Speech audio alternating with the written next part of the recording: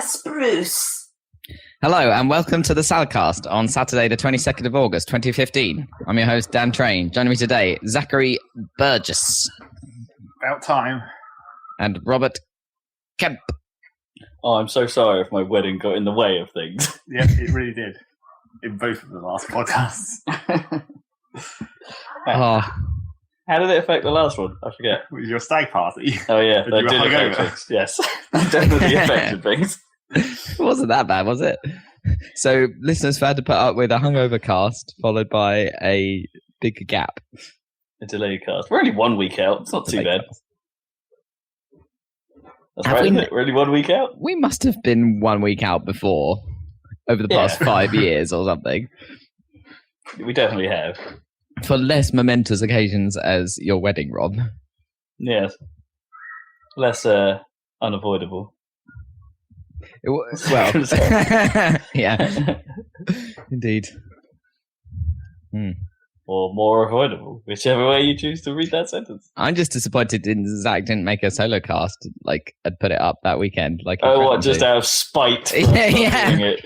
Well, as I said at the time, I think to Dan, my login for the site doesn't work because for some reason the password isn't what it clearly should obviously always be. Oh, no. And I was like, this can't not be the password. But apparently it's not, so I can't log into the site to do it anyway, so even if I wanted to, I wouldn't be able to actually put it up. Can you not reset your password? Dan, he's found out. He's found out, Dan. He's got us. He's got us now. Well, no, he's logged out of the site. I'm sure we were trying to give you as much access as possible, Zach, so that you could actually do some fucking work. Well, yeah, I remember we fixed it before, but I don't know what's changed again, unless it reset the passwords at some point for some security reason or something. Who knows? Who knows? Anyway. Here we are. Well, we shall sort that out, and then Zach can post wherever the hell he wants. Exactly. But for the time being, here we are. Regular service has resumed here at the Saladcast. Well, I don't know about regular service. Yep. I think my wedding ring is... We'll have to wait for at least 2 more weeks to find out whether it will actually be regular again. Things have changed. Yeah, that's true. We have to establish a pattern. I'm a changed man. I don't follow the same rules now. I follow her rules. Which are? Ring on the microphone. I hit my ring on the microphone. I can do that. Okay.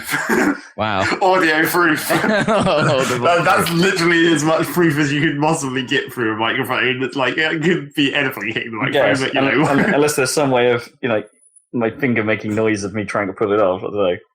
Sounds pretty gold. Or whatever metal it is. Gold. What metal is it? I can't tell metals from... It's not gold coloured. It's not white gold. It's not platinum. I think it's palladium. There we go. I think. Which seems to be their new, it's pretty much platinum, but it's not nearly as expensive metal of choice. Cunning. Jewelry tips. You can't make shit out of platinum anyway. That's always been ridiculously expensive. Yeah. Well, they only do it not because it looks good, but because it's the most fucking expensive one. And they just want the most expensive one, which is so stupid. Yeah. It's to make you feel precious, like the metal you're wearing. One precious being. With your palladium fingers? Palladiumed fingers. I'll be honest, I feel slightly achy. Do you have any other rings, Rob? No. First ever. Well, it's not that unusual. I think John had a signet ring before he had a wedding ring and stuff. I think he's got 3 rings or something going on. He's proper London now. That's what it is.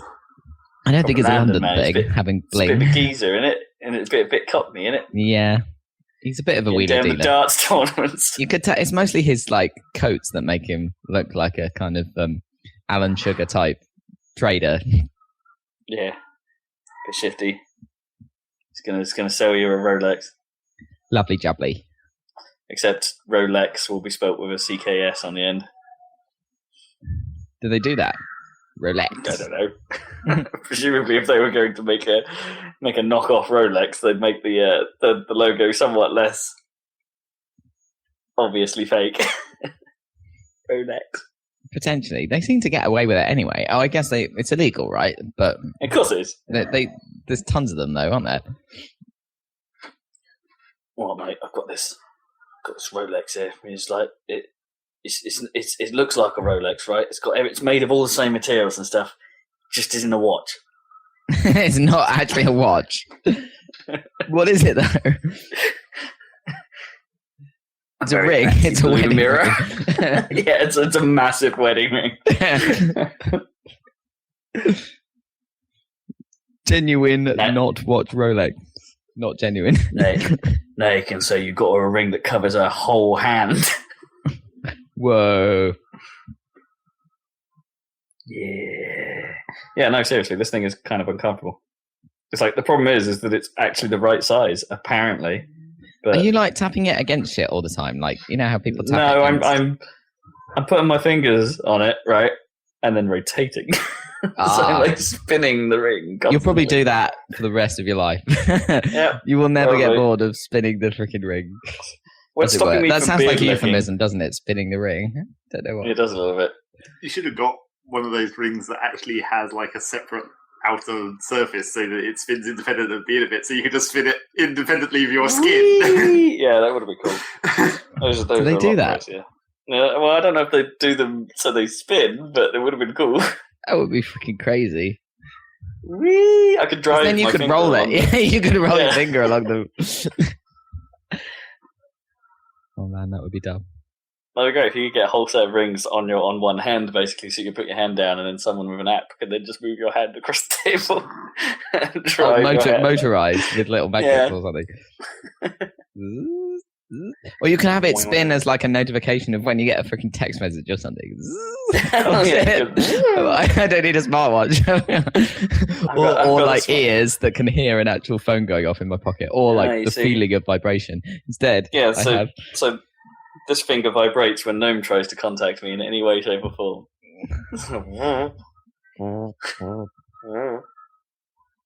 Yeah, so it's quite annoying. I ended up taking it off like while we were playing Team Fortress last night because like after a while, it's on the S key, A key, sorry, and it's it is on the A key. After a while, it just got a bit achy. It's not even the bit that hits the keyboard though. No, but it's because it's I don't know, maybe it's constraining the muscles, the muscular action of pressing A. It's not like you mean it. It was A key on the A key. Yes. Yeah, well done. That's good. That's good. That's going to be your new single. How's it like with controllers? Not so bad. I haven't really noticed much of a problem with joypads. But these are the things you need to consider when proposing. Things I hadn't thought of. When you go the thing you apparently hadn't thought of was that you can just take it off at any time. Well, there's that too. Yeah, it's not tight enough that I can't just take it off. But then of course, no one looks at you funny. Yeah. Just make a plaster cast of your finger, and then make a replica of your finger that you just put on your desk, and just have it there as your now. This is my temporary replacement finger, just so it's always on my finger or the shape of my finger. I don't think it being on the shape is the point. Yeah,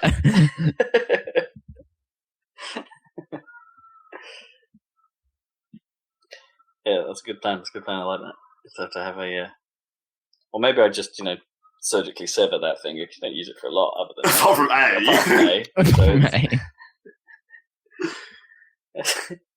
And then get some sort of prosthetic that they can easily remove. But then that doesn't solve the problem, I suppose. No, because then you can't push it. See, the other hand would be more convenient for PC gaming, probably. Yeah, I guess, because you don't really use that hand. You don't use that finger. That finger on the mouse, really. But more of that, those fingers are in contact with the mouse than they're in contact with the keyboard because your hand is like over it. Yeah, oh, sure, but maybe the ring creates a bit of space between that finger and the mouse, reducing the amount of hand skank you're putting onto the mouse. I don't think that's the important bit. It's like your grip. Yeah, it's like a washer. It's the grip that's the important part. Hand skank washer.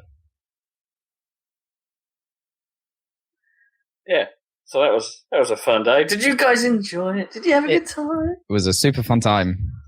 Yes. I don't know how you found that awesome venue so close to Needham Marche.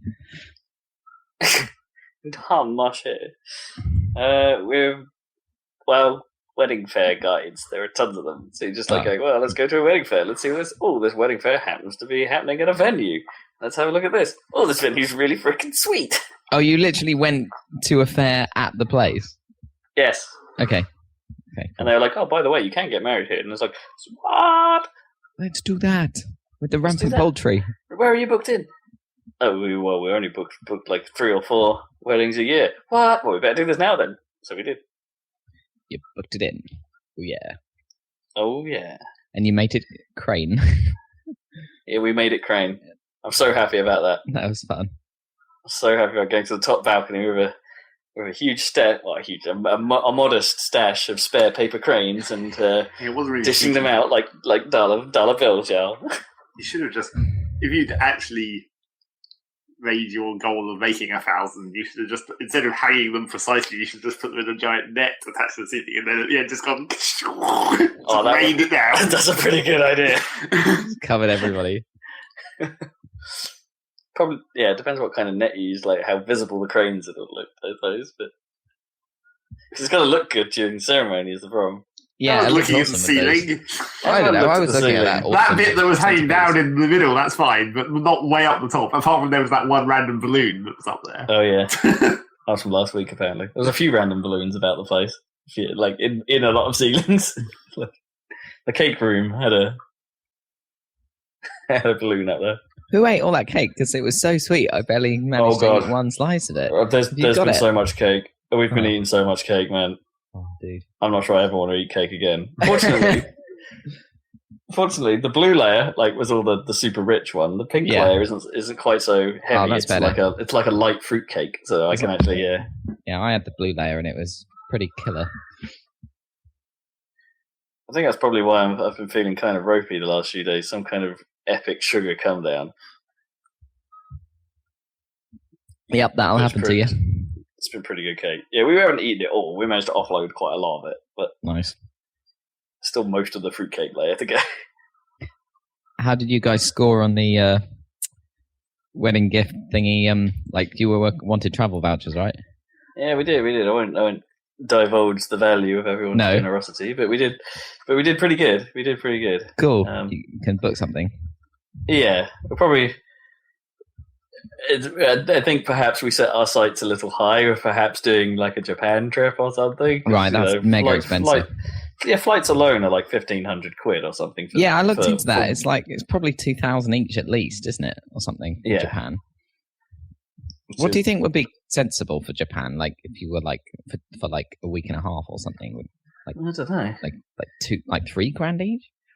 It still seems a lot, doesn't it? But... Well, I know it's a lot, but what do you think that would do it, or how much do you need? I'm trying to figure out. That's a good point. I don't know. I want to do it, obviously.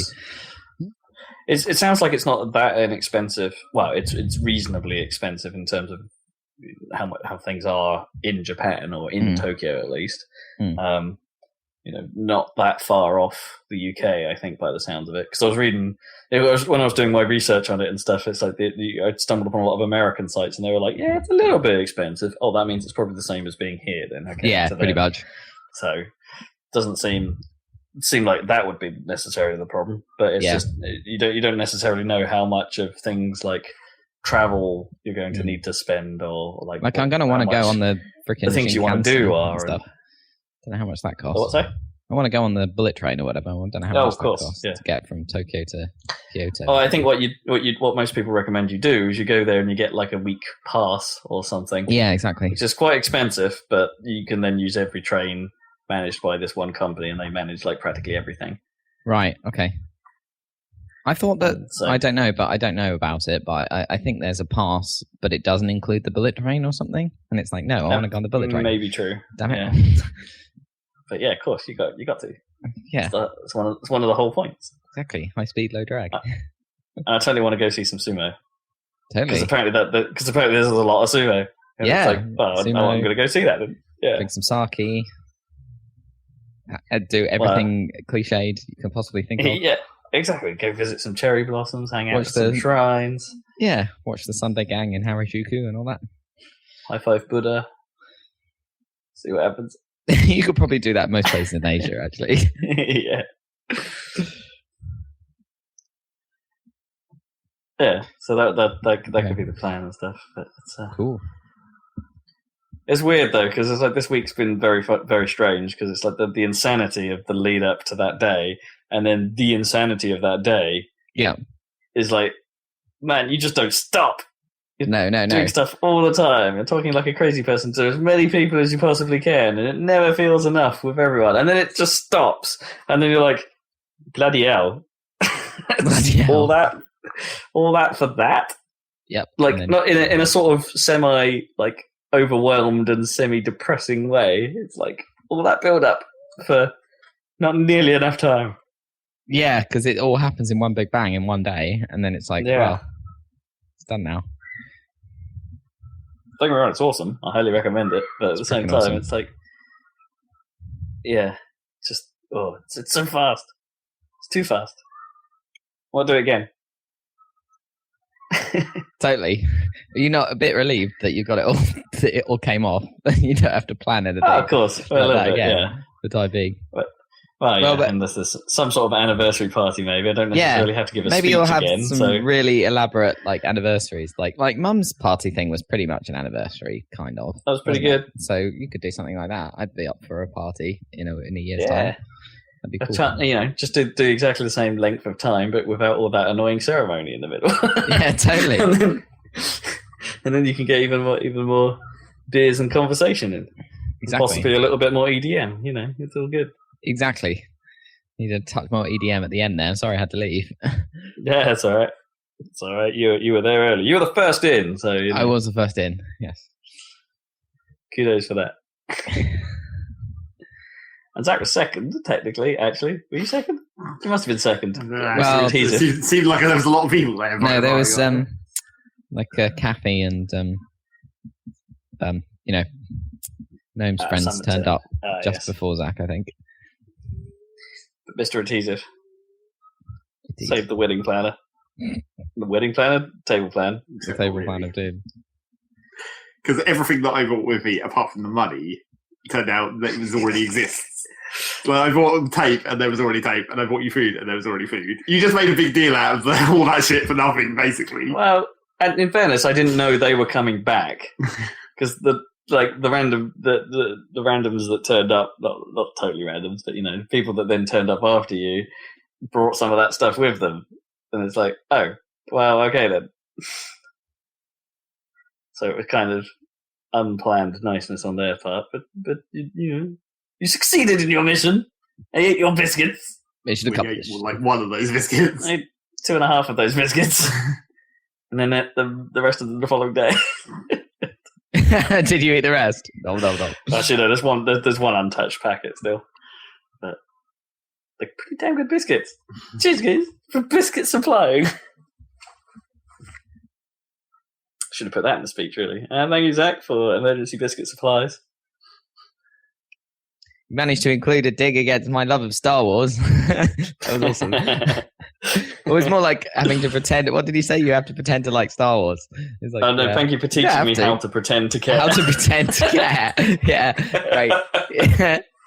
You don't have to pretend to care. I don't know why you'd want to. No, it's fine. I just want to make a joke just to see. Because there's quite a few people in the crowd that would be quite annoyed by that. What, who are Star Wars fans? Well, I saw a friend of the show, Matt Macon, in the background sort of just go, what? Yeah. Yeah, that was a crazy moment. And the awkward shuffle of the first dance. It was basically like, those are the two things I was most worried about, was the awkward shuffle and that speech. Oh, you pulled them both off. They're great. Yeah, just about. It was all right. Winged it somewhat. It's all good. It's all good. It's all good. I think there are certain memories of what happened that are just sort of drifting in and out of my consciousness over the past week. I can't hold it all in. Mm. So every day I'll be like, oh yeah, that did happen. And then I'll forget immediately what it was I was just thinking about. We managed to pretty effectively cover Ryu in confetti. That was in your hair. Lasted quite a while. I think it lasted all night. I think we found some right at the end. Right. How was that still there? Yeah. Me and Zach were supplying the confetti. No way. Well, we were handing them out. Handing extra ones. Mm. Here, you have 2. You've got a good arm. There's quite a lot of ammunition available, so it worked out well. Well, I haven't seen any pictures of the moment where I attempted to eat them and then decided that was a bad idea. That's probably not a good idea, yeah. I haven't found any pictures of me going blah. Yeah. I have to say the food situation was interesting because the food was really, really nice. But then hot on the heels of the food came like an hour later came more food or something. And I was like, what? Yeah. Well, this was the thing. I tried to... So that was Mum's contribution, was the buffet, the evening buffet. We did kind of want something. We just wanted a few nibbles for some people. Yeah. But not in the volume that it was. And I did say to Mum, it's like, look, you know what? Actually, it looks like there's going to be enough food at the 4 or 5 o'clock mark. You know, that we're not really going to need that much at 7. So tried to convince her to reduce the order, which she only did slightly by the looks of it. Right. Okay. So there was way too much. There was way too much food at the end there. Basically, the Sunday and Monday following, Noam and I were just having trays upon trays of sandwiches and cheese and onion rolls. Just bunching through rolls. I think maybe quite a lot of people didn't realise there was additional food. No. The DJ did say multiple times, "Hey guys, buffet! There's a buffet over there." A single thing that guy said the entire night. Oh my God, there's a buffet! He was like a disembodied, because you couldn't see him. I never saw him at all. He was so high, and his rig had an unfortunately high rim that, I actually went up there and had a look myself, and he's like, I couldn't see anything. Right. He was a bit taller than me, so he had a slightly better vision, but I couldn't see anything. It'd have been great, actually. Just I can do what I want. But yeah, I did hear him lots of, because at first I was getting, I thought it was a little annoying at first because I was getting a bit worried because I was like, oh no, is he going to be one of these DJs that is constantly interjecting and going, hey, I hope everyone's having a great time. Come on, man. Let's have some drinks and party. Woo! Let's give it up for Rum Naomi. Ah! We did that 5 times already. He did it a few times, but not to... Did he? Oh, I didn't actually listen then to the others, other than him going... You can't understand it when he did it. No, other than the first 4 or 5 times he said, hey guys, don't forget the buffet. The buffet's right there. Yeah, I didn't hear any of that. The only one that I did hear was last orders at the bar. Last orders. He said that 3 separate times. He said time at the bar, at least 3 times over a half-hour period. It's like, well, what time was time at the bar? Maybe the bar were just like, yeah, you know what? There's still people asking for beer. Let's make a bit more money. Yeah. Push the boat out. Yeah, I Wedding. ended up drinking quite a lot, but not too much. Not too bad. Not too much. As I say, I was a bit hungover. Noam apparently barely ate or drank anything over the day. Really? So, yeah. Just was so swept up in everything that drinks and food just sort of escaped her. Did she not manage to eat at the 5 o'clock mark? She had a little bit. She had a little bit, she didn't even finish a plate, I don't think. She had a little bit of it and then was like, oh, I'm going to go talk to these guys while I remember. And then pretty much didn't come back. Sure. I remember shouting across the room saying, No, eat your roulade! Roulade. That roulade was pretty good. It was pretty good. Yeah. Yeah, eat your roulade! And then she came back for a bit at that and immediately disappeared. And I don't think I saw her after that point until either awkward cake cutting or first darts. And then didn't see her again after that until halfway through the disco, where we were sat outside to cool down for a bit, and she just runs across the courtyard from the cake room going, where is husband? Husband! Where is husband? It's like it's begun. that was on purpose. And it's like, yeah, absolutely. So just enjoying the new word. Has she been using it? Have you been using your word as well? You know what? I haven't actually. I haven't been wifing it up that much. You need to do the wifing it up. You need to. Well, yeah. Did I tell you about that thing that Vanessa once told me? Like we were at a level crossing, not a level crossing. Sorry, just a pedestrian crossing. What am I talking about? Across the road. All those trains. And Vanessa said, and Vanessa looked like a bit sort of nervously at John at one moment because it was very busy. And then she looked at me and she said that John does this thing where he grabs me from behind at a crossing like this and pushes me through the crowd, saying, "Wife plow." Yes, I've heard that before. It's like, yep, you have to take advantage of any kind of wife-based fun you can. That's pretty funny. Wife plow. Wife plow.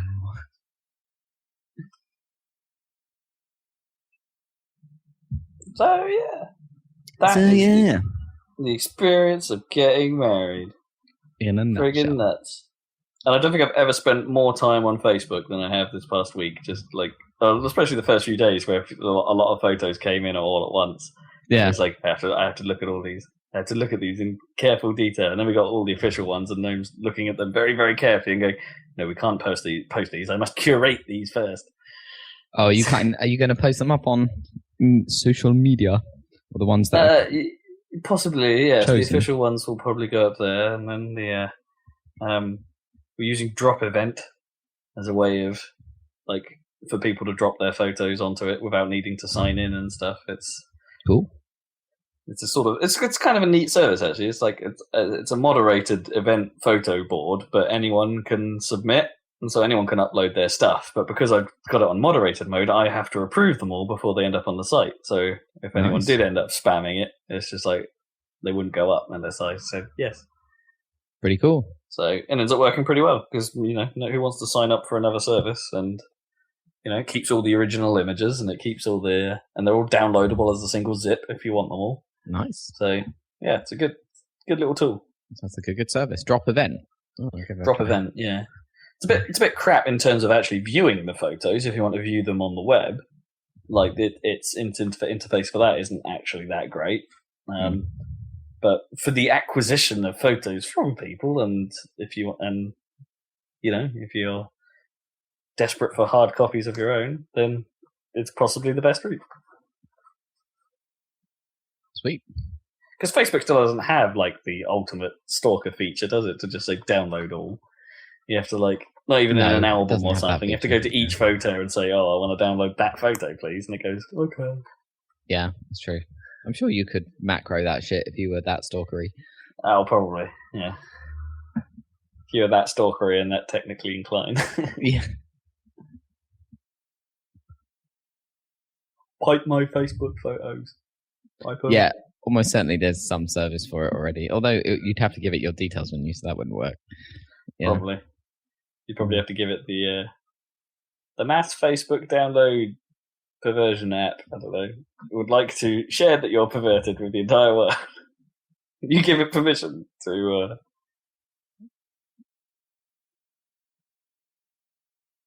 do that stuff. To do that shit. Alright. Right.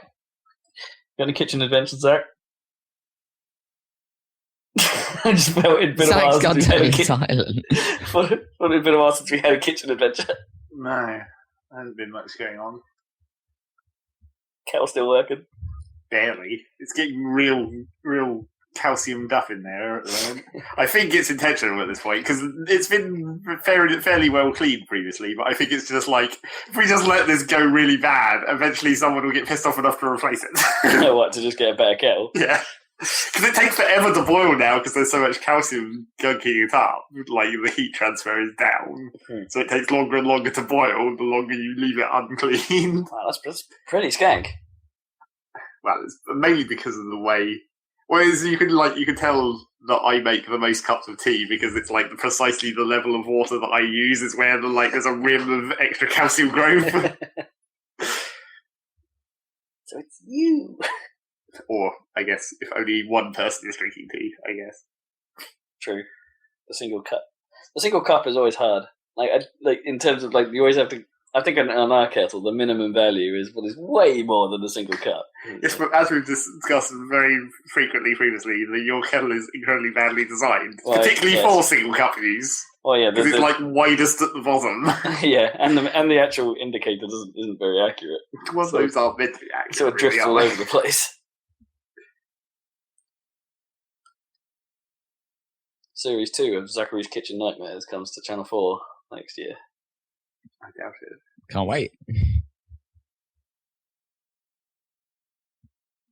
Woo. You been up to much, Dan? Since last week, not really. I was the week. Karaoke.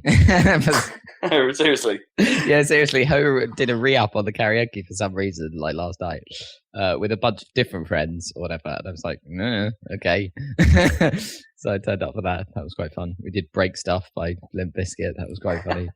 That's pretty cool. Yeah. Yeah. Not much more to say about that. I bashed my head on I was interviewing this guy, and it didn't go very well on Friday. Yesterday. Sorry, I literally can't remember because I bashed my head. I was going, and the HR lady didn't manage to book a proper meeting room. She just booked those cubby things that are in the wall, in the side of the wall in Karmarama in the office, and they're so it's like a little table with like bench around it, but it's open to the office. So it's kind of like in a restaurant, like a side booth thing. Anyway. Oh, okay, gotcha. So we went through the whole thing, and he was like, it was really weird because he was doing really well, and then he just stopped, and then basically like refused to continue. He was like, nope, can't do it. And then I was like, well, think about it. I don't know, keep trying. Like, in one of those awkward technical tests. Yeah, in a technical test. Yeah, I make people do technical tests, and I don't think it's that bad. But anyway, people struggle with it. But anyway, and I was like, I couldn't think of anything to do to get him unstuck or help him. And we had loads of time because he'd been going really quickly. He was doing so well, and he was like, and then just totally like froze completely. Anyway, that didn't go well. And then as I was getting out of the thing, of the cubby thing, I smashed my head on the top of it because it doesn't have a proper door. It's just like really low or whatever. And anyway, I think I managed to concuss myself pretty much. A little mildly anyway. So, yeah, that was not good. Fun times. Yeah, so interviews. Not such fun times. And he was like, "Wow, that I could really hear that. That must have really hurt. I mean, that's bad interview for you as well as me." Pretty much, it was bad. Anyway, never mind. I remember that. If I'm next in that situation, make sure I get a concussion. I don't think that will help. Yeah. Well, then I can be. If the decision goes badly, then at least I've got an excuse. There you go. Yeah, that's the thing. I was thinking, well, okay, maybe I'll just forget that whole. Because apparently I looked it up and it's like if you forget stuff from that, it's usually the stuff immediately prior to it happening or whatever. Right. So I could have like forgotten that whole bad interview and like hired the guy. Anyway, never mind. Yeah, not much else going on. Oh, and before the karaoke, we went to this. We went out to eat quite close to me actually, because the karaoke is at Rowan's, which is Finsbury Park near me. And we went to this place, Max's Sandwich Shop. So I thought, why are we going to a sandwich shop for like dinner? Like that sounds like, like a place where people get get a bacon sarnie, maybe a slice of egg on the top. Yeah, exactly. Maybe some filthy bran sauce. I don't know, something like that, or just like just a deli or something. It sounds like, doesn't it? Anyway, went and it's like super artisanal, massive sandwiches for like £8.50 or something that are like, and there was only like 5 options on the menu, and the guy was like, "Yeah, they're all amazing." So like, you can't make a bad choice. And to be fair, that was pretty awesome.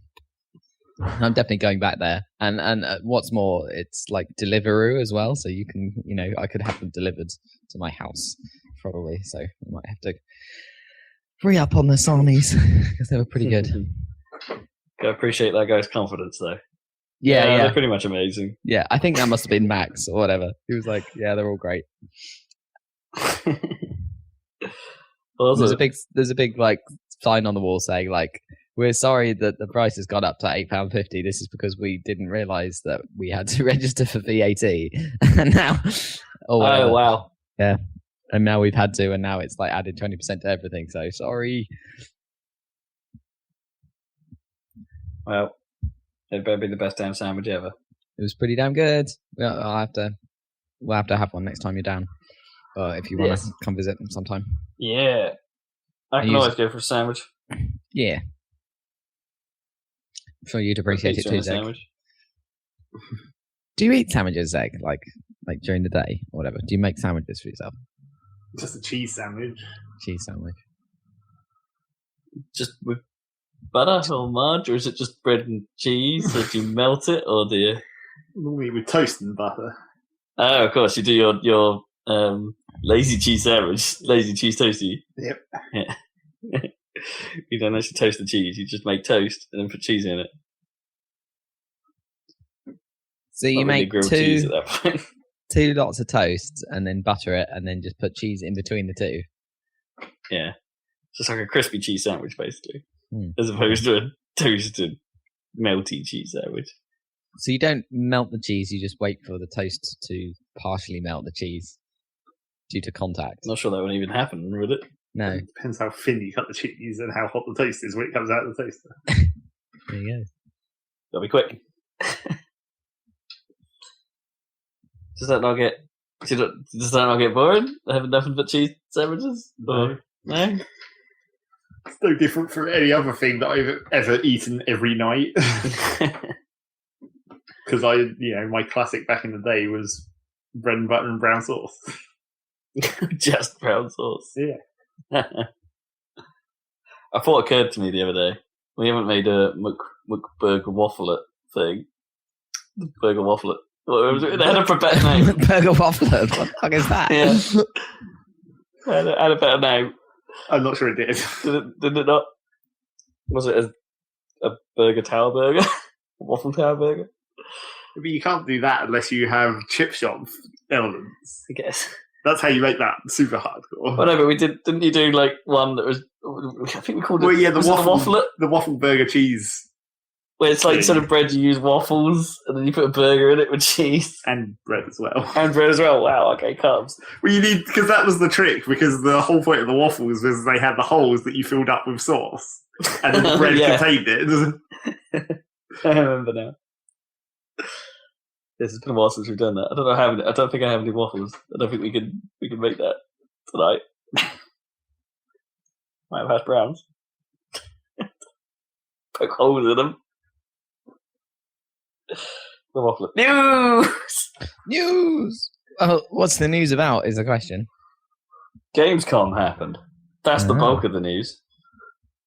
Are we skipping the segue with the catchphrase so that we can explain the purpose of the actual podcast? I think people know, don't they? I don't know, do they? Don't know. What's it about? What's it about, Zeg? You're not roping me into that. Into what? I reject your shitty catchphrase. What catchphrase? I don't know what you're talking about. No. What do you mean? So what happened at Gamescom? Gamescom! Mostly Microsoft happened at Gamescom. Press conferences about video games. Rob's podcast lean Microsoft news. Podcast lean Microsoft news. Ding, ding, ding, ding, ding. Oh, no, wait, sorry. Microsoft never had a jingle noise, did they? Because I was about to do the Intel noise, but it's like I don't think. Oh, what you mean actual? Not on our podcast. You mean an actual Microsoft noise? Yeah. What you mean recently? Whatever. I'm sure they've had one at one point. Because all I can now think about, the old ones are like that old Windows. There's the Windows startup sounds, aren't there? Bling, bling, bling, bling, bling. That was made by what's his face? Oh God, Brian Eno, wasn't it? The Windows 95 startup sound. Yeah, it might have been. Yeah. I believe it was Brian Eno.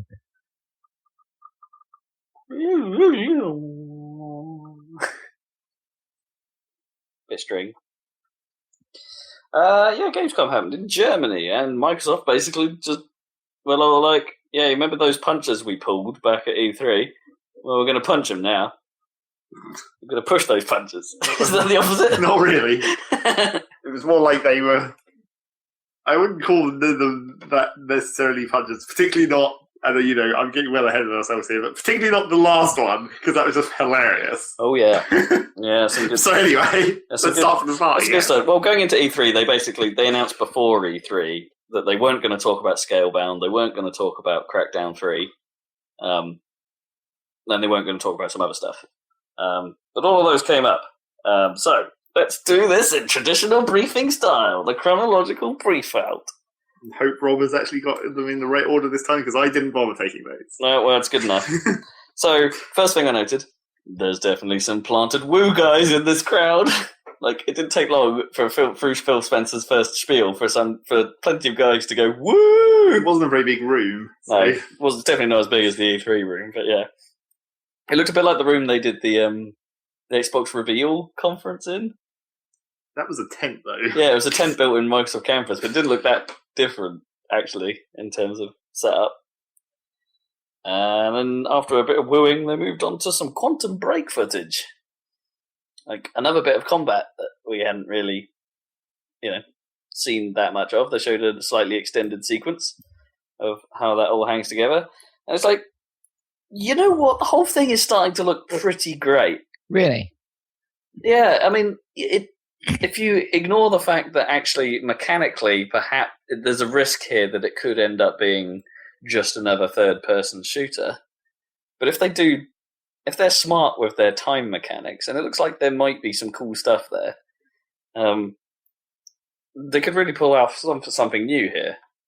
I mean, visually, it looks great. I mean, I said before when we've seen it prior that their sort of shattered glass time effect looks really neat. And like when they go into those crazy stutters of time, where everything is sort of juddering around a bit, and yet some stuff can still be manipulated and things like that. It looks cool. I'm getting more and more on board with this as the more I see. And they even showed some story segments and stuff, and how that all pans together, and how the stuttering in time may have potentially led to the stutters in time. There could be some really weird paradoxical stuff going on. Well, the narration just was like, obviously he was in some kind of time machine accident and therefore gained time powers. Yeah, effectively. So what's going on with the whole TV aspect of it? If they ditched that, or is that still going ahead? No, that is still a thing. Well, they did a mini trailer for it where they were like, here, look at some actors. But yeah, they've pulled in... Honestly, I don't know who these guys are. No. But they have pulled in Hollywood talent, was the phrase they used, and had some guy come up on stage, who, again, I don't recognise. I didn't write down his name. But you know what? The TV element actually looks fairly competently produced, but we're just not sure where it fits in to the game. Well, it was like, compared to the game that they just showed, it was like, and now we're just in a boring, standard, like, CSI type show. Yeah, exactly. It's like there didn't seem to be any of the, like, supernatural time travel elements in this little bit of live action that they showed, but it was a very short bit. Yeah. It looks well made, it looks well filmed, but who knows what that is? Is it just cutscenes between missions, or is it like... Or is it a bit like Metal Gear, where you complete an extended gameplay session, then you get treated to a 40-minute cutscene? I don't know. I really have no idea how that's going to play out. But as I said, what they've shown doesn't look terrible. But you're right, it doesn't. Where's the finesse, or are they saving all the finesse and fancy stuff for the game engine, and it's just woven in somehow? They were just like, we've spent all this money making the game. Let's not spend any special effects budget on the live action part. Yeah, exactly. I'd probably rather the money went into the game, but still, it'd be nice if it was like seamless. I mean, you can't blame them for trying something that could be quite new, depending on how it's presented. But we really just don't know enough about what it is to make that assessment. But the way they keep talking about it, maybe it is something new. Maybe it is something unique. I'm just a bit worried that the only reason they're doing it is because. I'm not saying it couldn't work. I think it definitely could, potentially. But, I think the reason it exists is because Microsoft pitched to Remedy that their idea for the Xbox One at the time was to own the living room or whatever and be, a TV platform as well as a games platform. And they were like, how can you help with this? And Remedy were like, well, we could, combine that shit somehow. And they were like, yes. Microsoft yes, tell us more. And they were like, well, how about this? You know what I mean? I feel like it came from a requirement potentially from Microsoft, and rather than it being original, it's sparked by a creative idea from Remedy. Do you see what I mean? It could have been the other way around, and that Remedy were desperate to get Microsoft bucks, maybe, and they're just like, well, we're doing this thing that fits all of your criteria. Come on. Yeah, maybe. Yeah, that could be it too. because I mean I don't know how well like Alan Wake did or whatever, but I don't think it's as big as and hit as like Max Payne stuff, which Rockstar now have. So it's like, yeah, I guess the weirdest situation this is that somehow playing the game and the actual full motion stuff or full motion video is actually completely disconnected from one another somehow. Like you can watch one without the other. Yeah, because they'll probably want to make it so you can just watch the TV show, right? Well, I mean, yeah, if they were targeting the own the living room thing, then you want to be able to have something that everyone can enjoy, right? Not just the gamer. I guess so. Yeah, I mean, that's what their whole original Xbox One press conference was about, wasn't it? That everyone hated. Yeah. Well, that was where it was TV, just in general. But that is where it was unveiled, wasn't it? Or it was announced? Was it? I think, yeah, it might have been. No, it might not have been announced straight away. I really can't remember. But all I remember is NFL fantasy football stuff. So what happened with because they shut down the Halo thing they were going to do, didn't they? And then I thought they shut down that whole studio. They kind of shut down the Halo thing. There was a bigger Halo thing. But don't forget that Halo Nightfall happened. Yeah, it's true. Yeah, and got made. And but I think you're right. I think there was a bigger Halo project coming that got canned.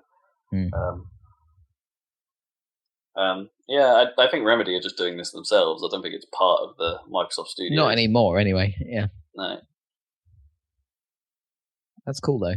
I mean, if it looks cool, then that's step one, isn't it? Yeah, there's some neat visuals going on. It could be interesting. Fun to watch. Moving on. Crackdown 3 then turns up. Oh yeah, and blows the shit out of everything. They didn't really do that much, though. They didn't do as much as people wanted to from it, no, because basically they focused a little bit on the multiplayer, basically saying, hey, there was almost a direct dig at Battlefield, basically going, hey, you remember when Battlefield made some stuff you can explode? Well, imagine if everything could explode. But then they did the classic dumb maneuver where they said, oh, the processing is in the cloud! It's like, no, it's not. Is that really good? Well, we never really can. Is it? Like, could that stuff, like the amount of physics going on, require a dedicated server to do that? You know, just imagine how technically it is that would be with lag. Any amount of lag, you notice it immediately in the physics. Yeah, who knows? It probably is marketing bullshit, I'll give it that, but who knows?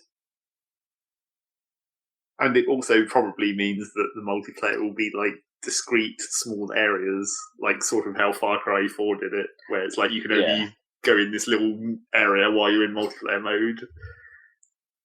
Well, and given the sort of scale of the destruction possible, they're probably like little repeatable. I reckon that's probably for their sort of arena modes or something. They're doing something crazy with like PvP or something, rather than it being a co-op part of the game. Again, wasn't very clear.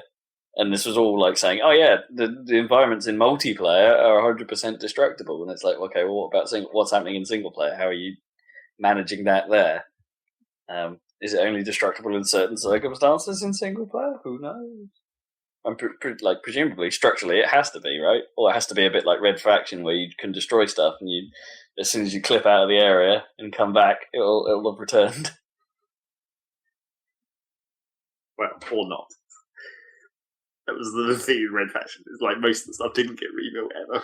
Didn't it? No, because I'm pretty sure I couldn't remember all of the destruction you did. Well, it just wiped out the thing entirely. It didn't remember like the specific parts that had been destroyed. It just deleted it, right? After it. It's just said, this is destroyed now. Yeah, you just have a foundation left over. So who knows how that's going to work. But, you know, it looks like Crackdown. It still had the announcer man. Mysteriously, yeah. Although, makes marginally more sense than XCOM 2. Marginally. Well, I saw this is not related to game. Well, no, I guess it. No, actually, I don't think it came out. This one might have. There was two. There was one that did come out at Gamescom, and then I think I saw this other one after Gamescom. They released like another one where they were looking at the stupid base ship thing. Oh yes, no, I did see that. And that like walkthrough of the base also has some elements of the storyline in it, and it's just like, this storyline is done. It's like, oh, you were trapped in some kind of alien pod for 20 years, and there was a chip in your brain, and we've taken that out, and we don't know what it's for, so... and that will just make you the commander of all our forces again, even though apparently last time you failed and the aliens won. Right. And then the shadowy guy on the video channel turns up again and is like, oh, Commander, you're back, let's get to work. And it's like, why are you still there? Yeah, he never really left, did he? He just congratulated us. And he's obviously an alien. Yeah, maybe. but for a different race. That we don't have a third faction. It's just going to be a hybrid at this point. They will have taken him over. And the chip in your brain will be like some kind of alien hybrid control device, and it'll be like, oh no! It's the V chip. And that base doesn't look very... I don't know, it looks kind of weird. Some people were saying, like, it looks bigger, but it doesn't. It looks at least the same size, if not smaller. Well, of course, it has to be smaller, right? Well, yeah, you'd think so. Flies. But then they've changed the way, like, you... Because it used to be in the previous game and in the original XCOM, you just had, like, a number of engineers. And you're just like, oh, shove them all on one project. And then that goes fast. Whereas now it seems a lot more like a more traditional version of that kind of like ant farm idea where you assign like one dude to a slot in a room. Oh, okay. Which I don't know. That seems like less granular, but like more logical. Yeah, because you didn't even get that, did you? In the last XCOM game, did you? You just got like you have this many engineers. Well, you could have assign them to like multiple. I thought you just said this is the thing we're researching. No, because it used like engineers were used for like the foundry and the manufacturing, weren't they? So you could split them up slightly. Oh, I guess between types of tasks, not necessarily the individual tasks. Yeah. Not like the original where you could run as many tasks as you wanted at the same time and just shift the engineers around on them. Yeah.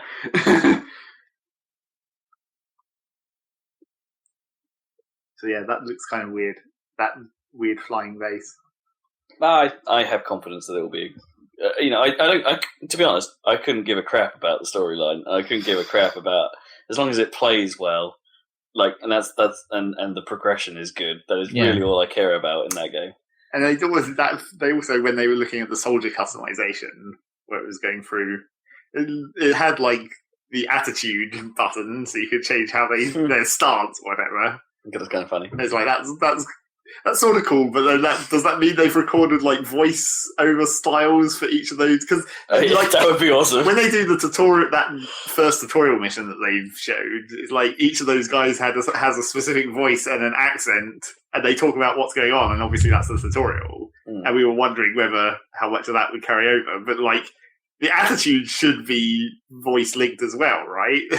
Because one of the like attitude stances was called like happy-go-lucky. It's like that has to have different vocal style, surely, than the other ones. Or maybe it's not total vocal style, but maybe there are certain phrases that are totally different, like just the odd thing. And then, like, what about accents? Because you can assign everyone a country, and that appears to matter very marginally more. Yeah, I really want them all to be accented. That'd be great. As long as we can get ones that sound like, is it Rico from Just Cause? Then I'm happy.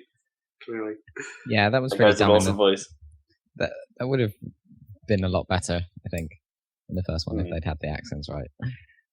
And then also when they were adds a layer of depth, doesn't it? It's like, oh, this is this guy in trouble because I can recognise that guy's voice. Yeah. Exactly. That'd be awesome. Yeah, that would be so cool. And then when they were looking at the weapon customization, and it shows that he's using a shitty human-styled shotgun, it's just like, and then the voiceover describing it says like, all the human factories were shut down 20 years ago, so it's really difficult to get spare parts. It's like, why have you not completely moved on to entirely stolen alien technology at this point? Yeah. You're still using these shit shotguns, which are bound to do virtually no damage, because that's how this game works. You have to have shit technology at the start. But Jesus Christ, these are 20-year-old shotguns that you're scavenging parts for. Yeah. In fairness, if no one's using shotguns, there should be a lot of shotguns. That's true. Like all these leftover shotguns. Yeah. They've probably been recycled or some shit. Well, they're like a resistance, aren't they? So maybe that's all they have access to it first or whatever. Yeah, but it's been 20 years. You think at this point they would have stolen enough alien technology to have even like the 5 soldiers they sent out at a time. They've got one plasma rifle or something. Or, they've taken out some alien dudes and, stole their guns or something. What about the leftovers of the XCOM program? I mean, yeah, they still have the ship, right? They still that ship is a stolen alien ship as well, okay, also. Right. But it was a stolen alien freight ship, so surely that should have had some aliens with guns on board. Well, it took them 20 years just to get that ship operational somehow. Yeah, who knows? Seems kind of ridiculous. Yeah. To use I think it's best not to think about it. And just imagine a disc coming at you, flying through the air that can turn into a flying gun fortress. That's XCOM. Hey guys. Flying gun fortress. Has it got a full name yet, or is it still just XCOM 2? Like, I'm expecting a subtitle. Yeah, I don't think there is one yet. It'll probably sound just like a Deus Ex game. Humanity something. Yeah. Rise of the shitty shotguns. Yes, that would be the classic. That would be a classic twist. It's like, it turns out the really shitty shotgun we used at the start, that's actually the ultimate weapon. You just have to very slightly modify it. Oh, yeah. You just fire it. Fuck all this plasma. It turns out gunpowder is all we needed all along. Actually, what you do is you just use the blast from the shotgun to then melee people with the butt of the gun. You fire it back over your shoulder. Yeah, and it's the impact of the butt of the gun that does all the damage. Nice. That would be fun. You've got to make sure that there's no one behind you when you do it. Yeah. It's a secret tactic. Hey guys, do you want to see Scalebound in action? Because they did that. What's that? A surprisingly long time for a change. Scalebound is the new game being developed exclusively for the Xbone by Platinum. And, we're big fans of Platinum here. Sure. Well, come on, Vanquish, Bayonetta. Some of your favourites. Mad World. Yeah, I think Platinum are awesome. Did you actually like Mad World? No. I think I liked it stylistically more than gameplay. Yeah. Because boy, did it nail its style. But no, gameplay was a bit wee. That's the only way to describe it. It was very wee. Yeah, a bit too wee. Too much waggle. But in general, I like Platinum. They do some good stuff. I'd quite like to play Metal. I think I'd probably like to play Metal Gear Rising at some point because it sounds insane.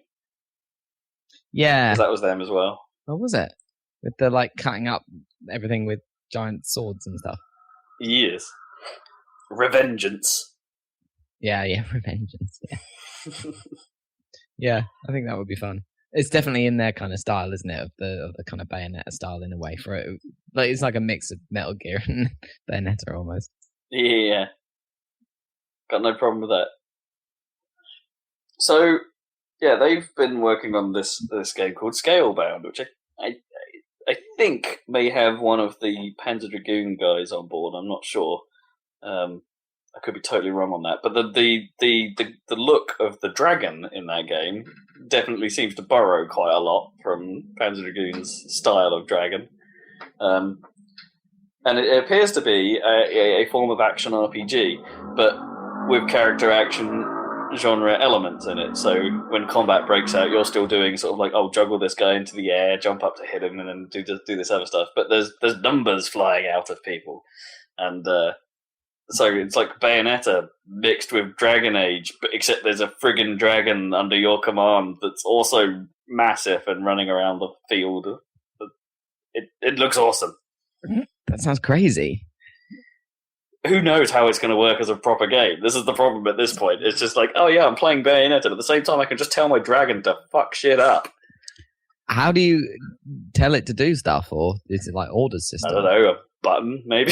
Just a button. Just look at this thing and say, dragon it. I don't know. Dragonify that thing. Yeah. Let's get dragoned. Sounds cool. But it's also got Platinum's sort of weird sensibilities about it. Like the lead guy, it's somewhat modern tech. So the guy comes in listening to music on his headphones and stuff like that, and he's a bit cocky and a bit bit of a douchebag in some ways. Actually. Right, yeah.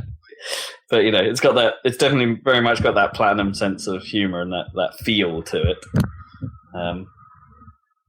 So yeah, but and visuals look a little bit like Xenosaga or Xenoblade. If you've seen the sort of visual style of it, looks a bit like that. So I'm kind of on board. I want to see what this is. This looks pretty cool.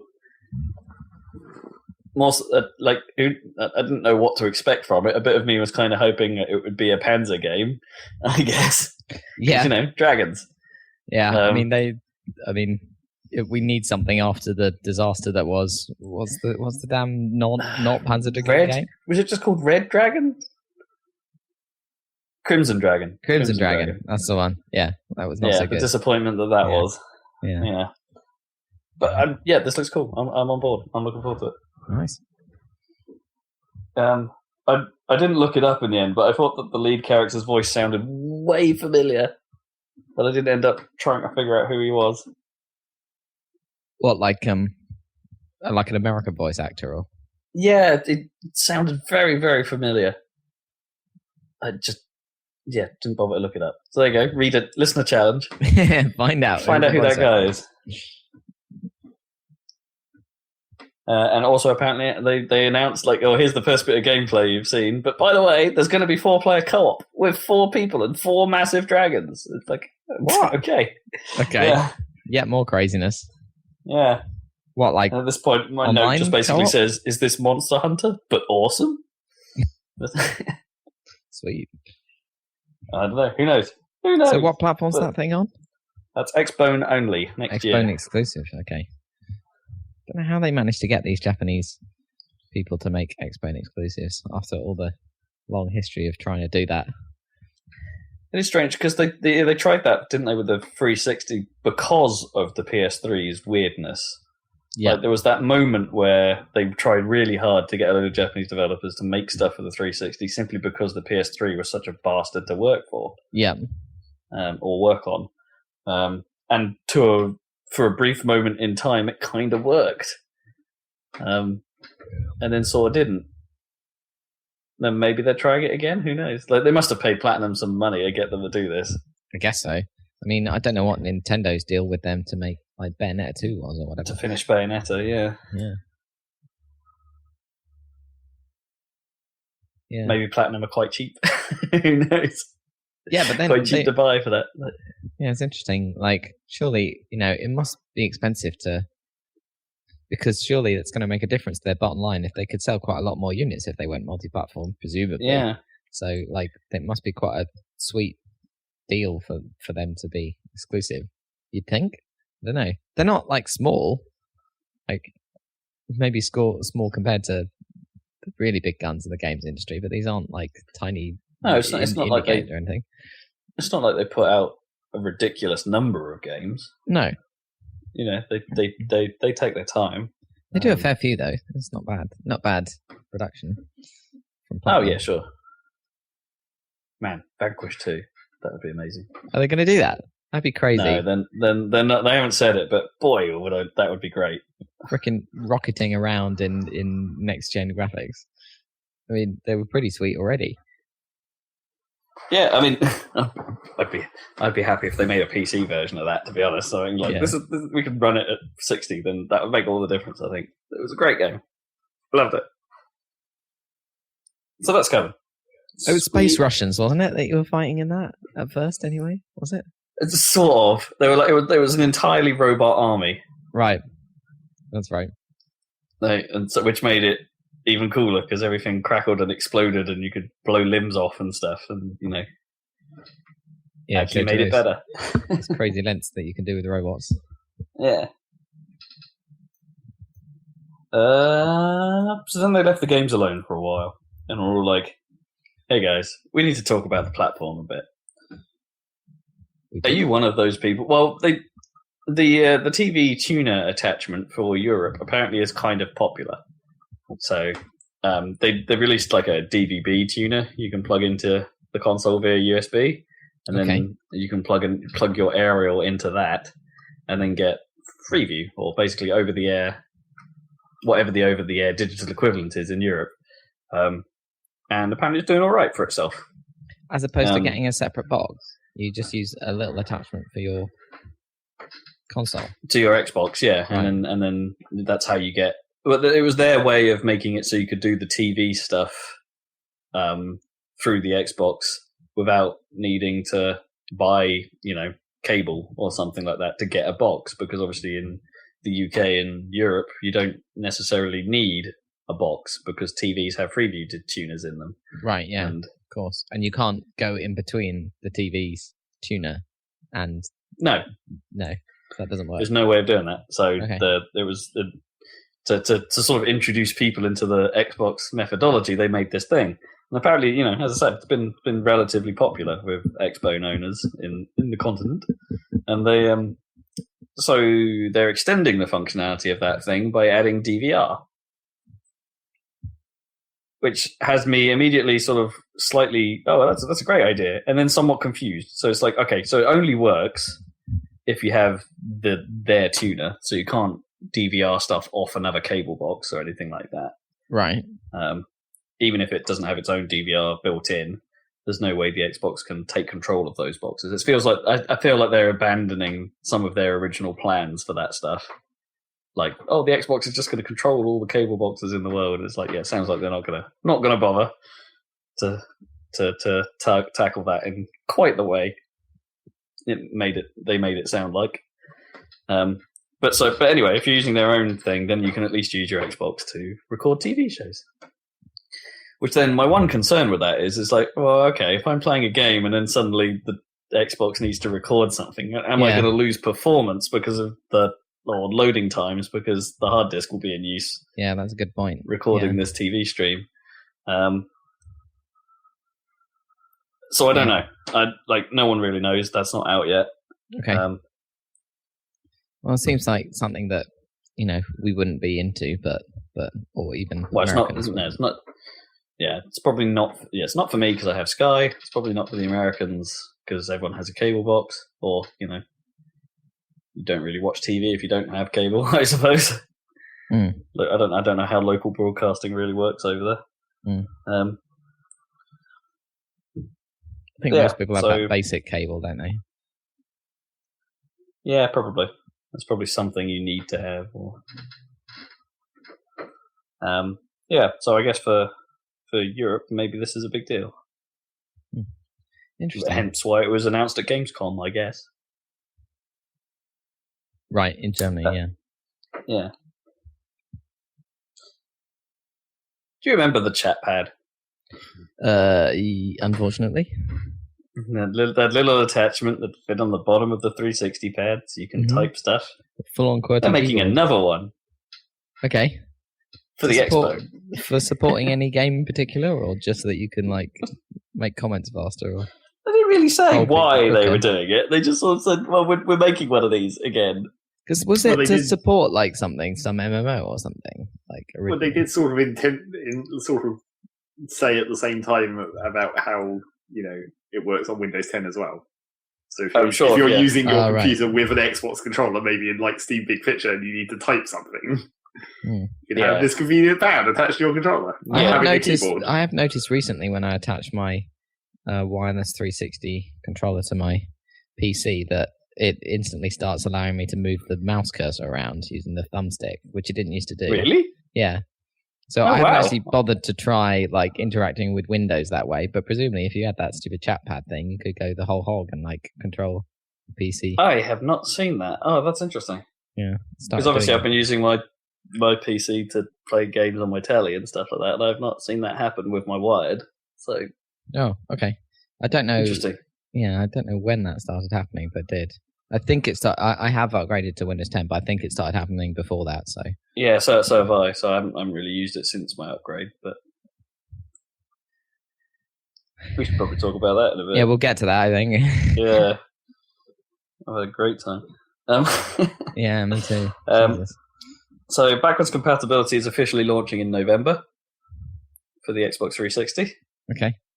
They sort of said, yep, that will happen then. And then showed a list of publishers saying we've been talking to all of them and all of these guys have agreed to some extent didn't really say to what extent. They just sort of said, "Oh, hey, these guys have confirmed they'll be putting stuff up on Back Compat." It was pretty much everyone. That was a pretty comprehensive list of the big publishers like Activision, Warner Brothers, Sega.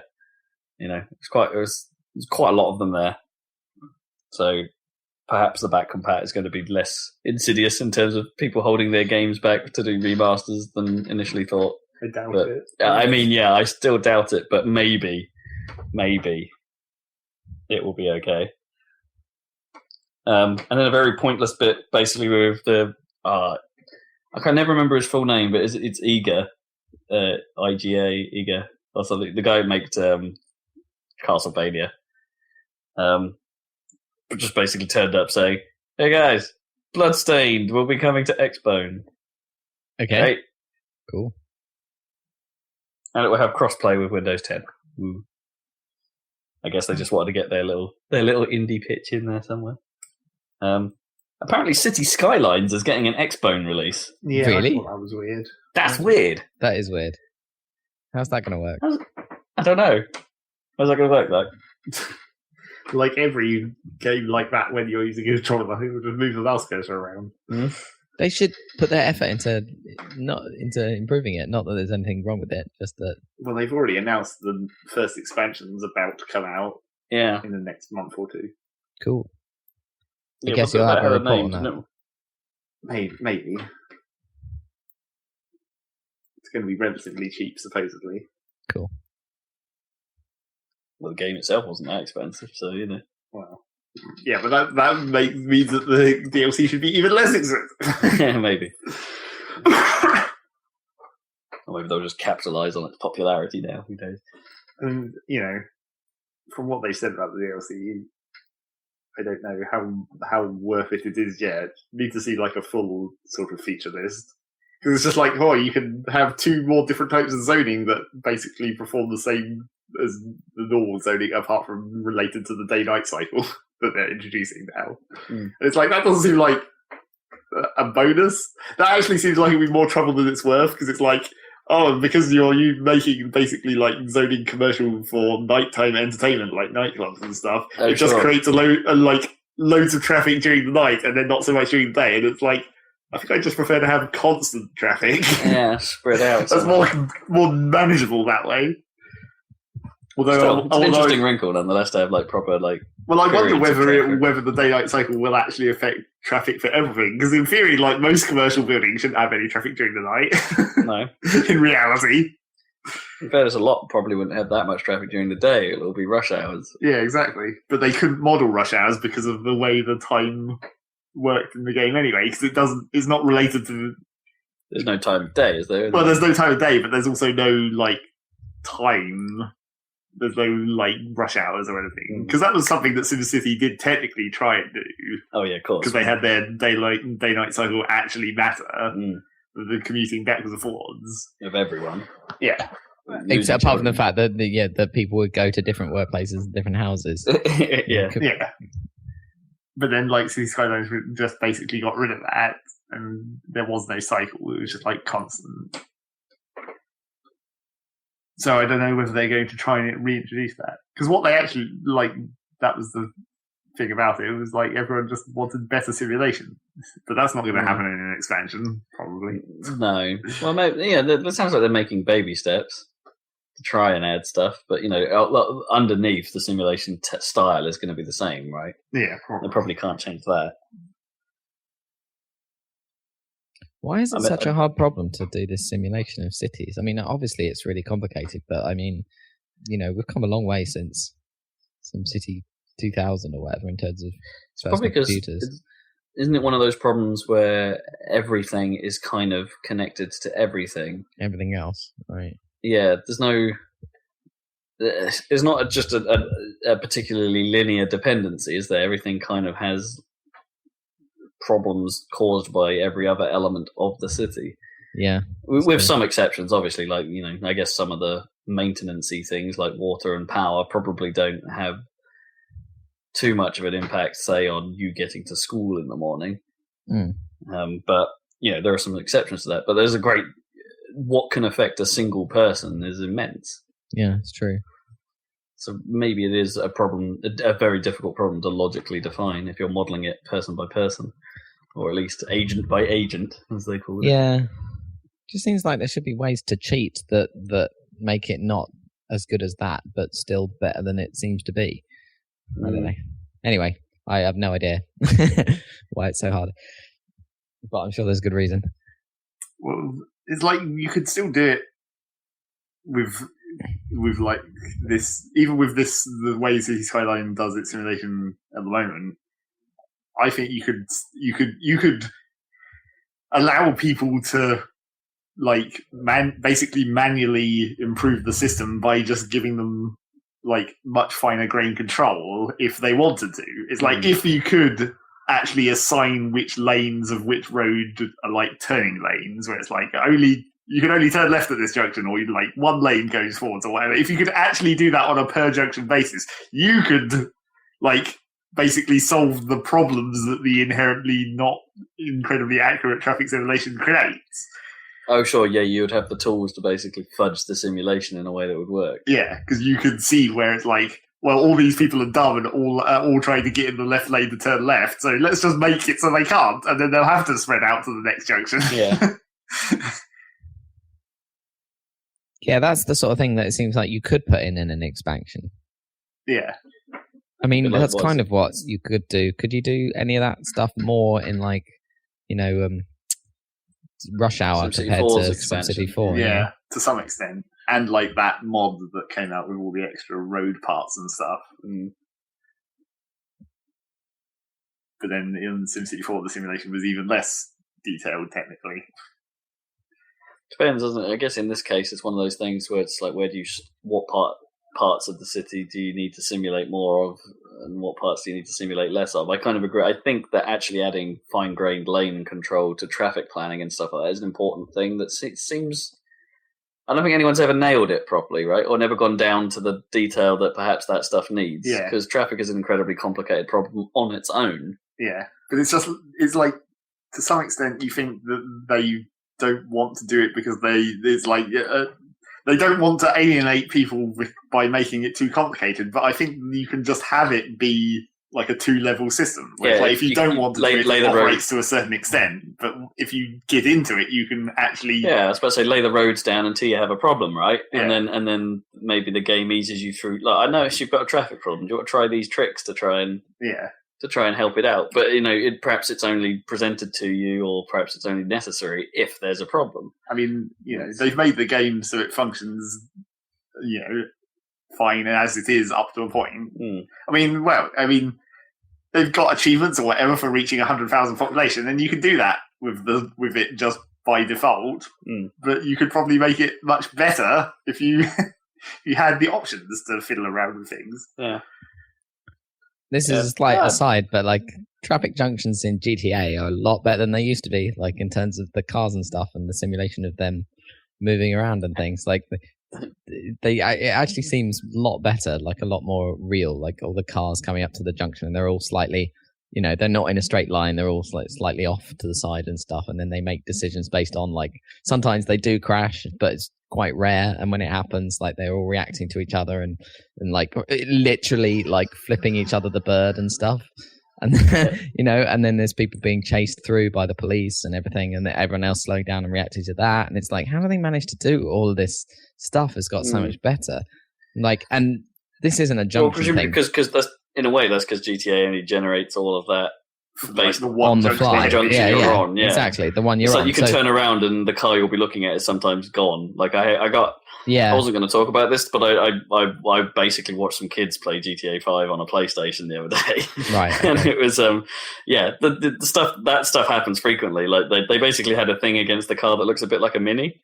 Right. And yeah. So because it's basically built like granite, so it's a cool thing to basically drive. Apparently, so whilst you've got 5-star cops on you.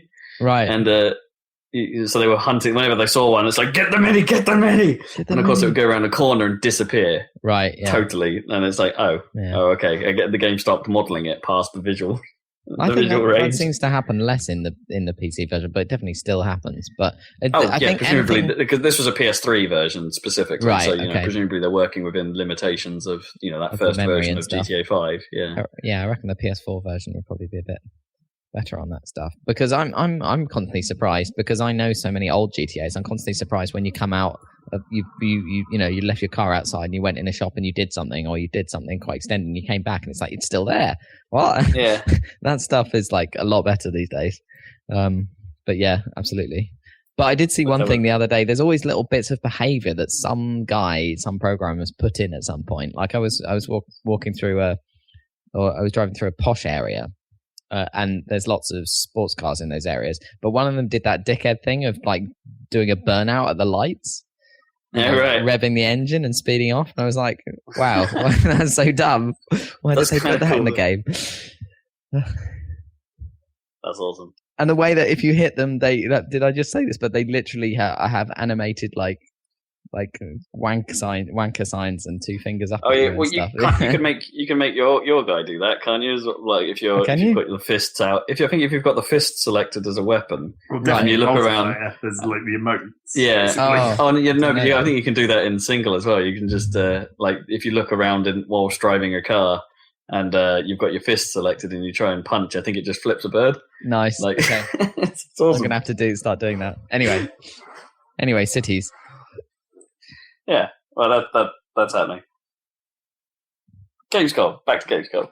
Killer Instinct has been renewed for a third season of characters. Oh, okay. That's still going on. Well, no, I haven't really played it since Season 2 started, if I'm honest. There's some stuff in that they've added that I think would be cool to try, but I haven't bought Season 2, so it's like I won't be trying the new characters and stuff.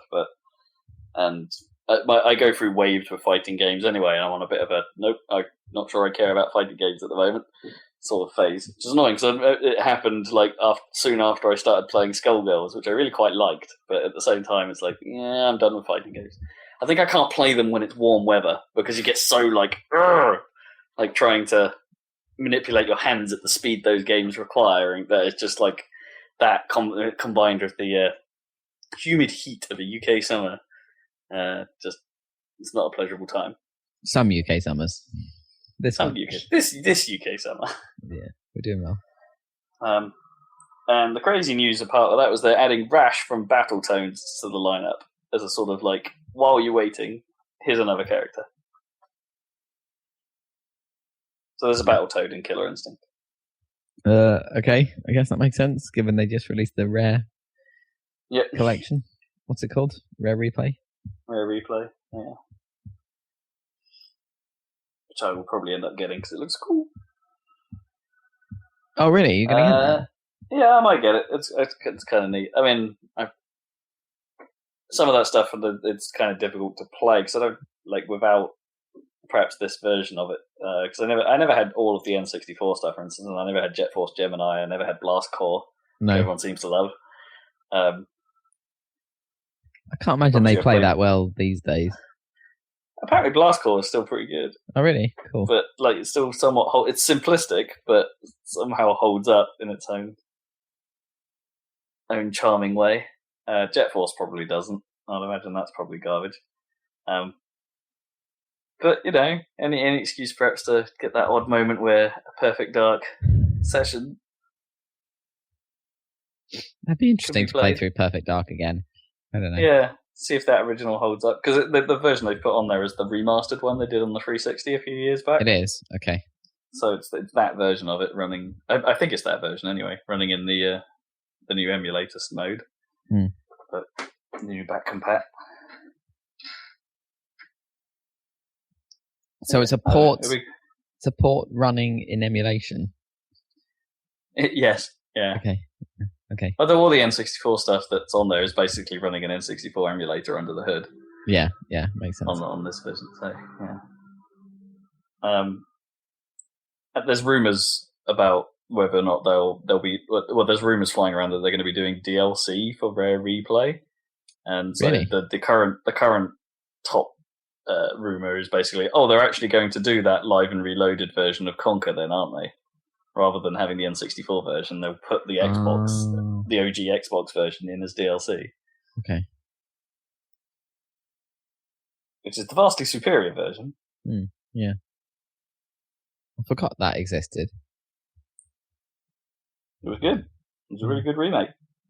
Before remakes were really a thing, I guess.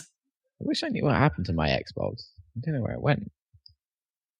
I got to try and. I did think to myself the other day, I should probably try and find where mine is. It's in the loft somewhere. I think. You had a crystal one, didn't you? Oh, no, a green one. No, I had a crystal. Oh. Zach had the green, I think. No? I had black one. Yeah, the black. Someone we knew had a black. Well, I had a black, obviously. Yeah, because you got it way before all of us. Yeah, I got it pretty early. It wasn't launched though, but it was pretty early. They were really expensive on launch. I remember that, or at least to my mind, they were like 350 quid or something. I can't remember. Yeah, that was expensive for a console at the time when they first launched. It was a lot of money. I think I got mine for 100 just before Halo 2 came out. Like back in the days where getting a console for £100 was plausible.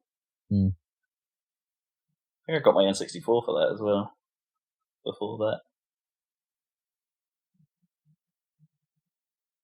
Yeah. Oh, those what else we got? No, my notes have all gone the wrong direction. Come back.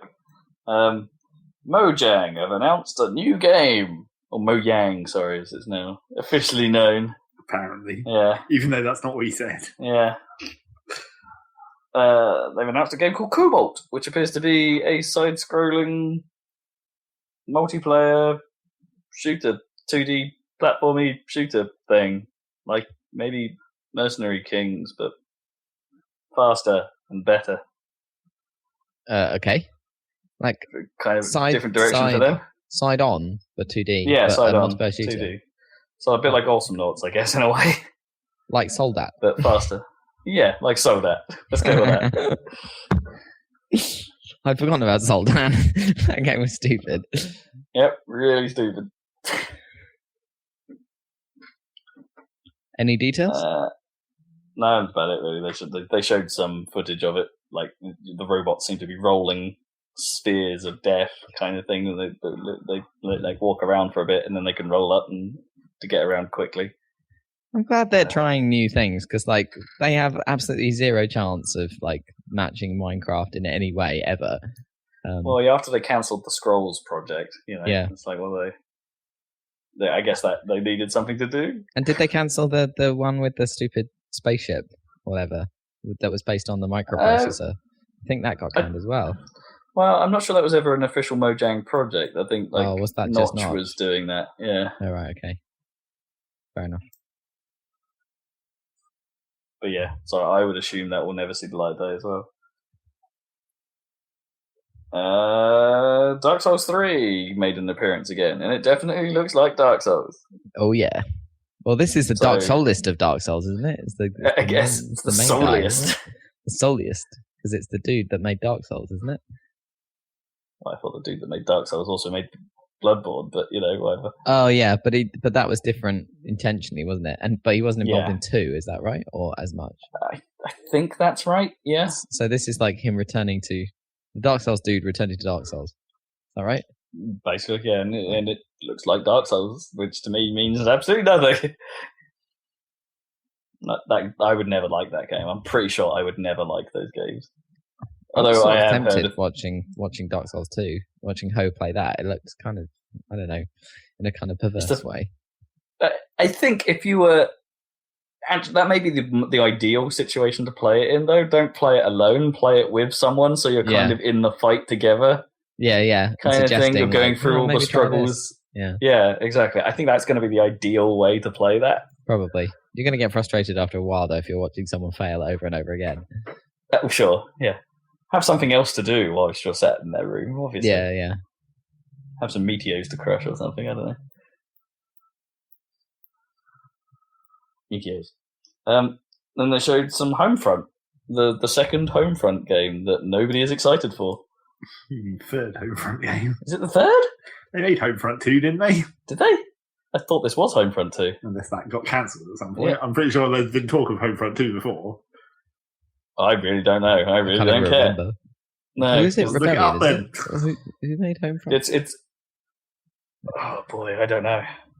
That's not Crytek. Better look that up as well. Yeah, I don't know who makes it, but basically because I don't care. The first game was so underwhelmed. First one was poop. Yeah, well known for being kind of poop. Well known. With a theoretically good idea. Yeah, there's nothing exactly wrong with like the whole American soil is being invaded concept. I mean, technically, you could argue that COD got there first. Like, freaking Red Alert 2 got there first. Did it though? Well, yeah. Modern Warfare 2 had a whole section where didn't Homefront come out before that, or at least very close to the same time. No, I think Homefront was after Modern Warfare 2. It's not like Modern Warfare 2 had that much American stuff, really. Oh, Homefront 2 didn't happen. Oh, okay. This is Homefront 2, effectively. When did Homefront 2 get cancelled? It doesn't say. The wiki page I have right here just says so it's the sequel to Homefront. Yeah. Who knows? Again, who knows? This is my phrase of the day. Who knows? So Deep Silver and Dambuster Studios are the teams behind it. Again, shrug. Well, Deep Silver should be making their zombie game, shouldn't they? Popping it off. Apart from that, yeah, that's mysteriously disappeared. Has that been properly canned, or like Dead Island 2? Yeah, it's because someone else came and made their game for them, and then they were like, "Shit, they've stolen our market." Well, no, actually, it was the original team ended up making Dying Light, didn't they? Which people seem to like. Yeah, and then Deep Silver, I think someone kept hold of.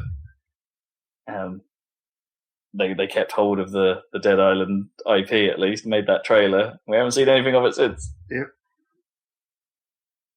Dead Island. Again, another game I really don't care about. Yep. Sorry, Internet. FIFA 16 happened. Oh, yeah, we didn't actually talk about what Homefront actually looked like. It looked kind of crap. It just looked like a military shooter. It's open world now, but really? It just looked like, a Medal of Honor style game in a way. They stopped that whole Medal of Honor thing where they were trying to do a Call of Duty. I think they gave up. I think they're doubling down on Battlefield for now, aren't they? Oh yeah, they are. Just put Battlefield on everything. Yeah. Are they going to do a stupid, massive story in the next Battlefield then? Or what is the next Battlefield? In fairness, they have in 3 and 4. They have put story bits in, haven't they? Yeah, I know. Kind of crap. But are they going to keep going with that? Oh, who cares? And they're not doing it for Star Wars, at least, which is probably good. Yeah. For Battlefront doesn't have a stupid single-player mode, so that's cool. I didn't know that. Didn't know that they outright said that. Yeah, I'm pretty sure it doesn't. I don't know if it has bots, probably. Well, it has that co-op mode, so that's got to be AI-driven. Or horde mode or something, isn't it? Yeah. FIFA 16 had to show up, really. European games content, like conference, EA have to show up and say, football! So they did. That was a pretty annoying pitch. Not quite as annoying as the EA one at E3, though, I don't think. It was pretty irritating. That music, the background music they had was way too loud, so the guy was having to shout really loud to get himself Well, they didn't follow it up with a 30-minute Pele interview. No, that's true. There was no Pele. Well, that's good. They only referred to it as the beautiful game like a few hundred times. So it's and it's like it's just the amount of detail they go into talking about FIFA Ultimate Team, and it's like, oh yeah, now the legends will get on better if they come from the same country, and it's like great. This is press conference worthy stuff. It's like, oh, and we're adding some more legends that will only be available on Xbox. Right. Like, great. Okay. Brilliant. Some players. A name next to a model of a 3D model of a person. Dude, yeah, on a that might occasionally be on a card that might be gold in color. Who cares? I don't know. It is the most played bit of any football game ever, supposedly. FIFA Ultimate Team, or FUT as he referred to it once. Really? How is that true? Because the internet. I don't know, since they could actually statistically track this, I guess. Right, I guess. Yeah, more people play that than any other game mode on games since they went online, I suppose, is how they're tracking that. Right, okay, that makes sense.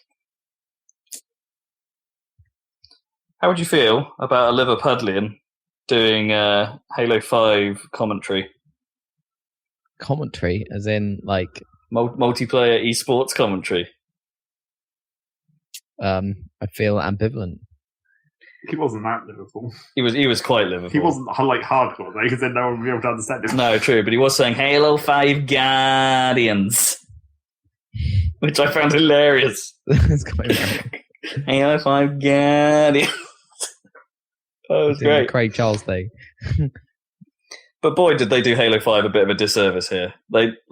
Microsoft have been very, very good at staying clear of any kind of multiplayer esports bullshittery until now, where they decided to have two very fast-talking Halo 5 esports people talk over a highlight reel of a Halo 5 CTF game.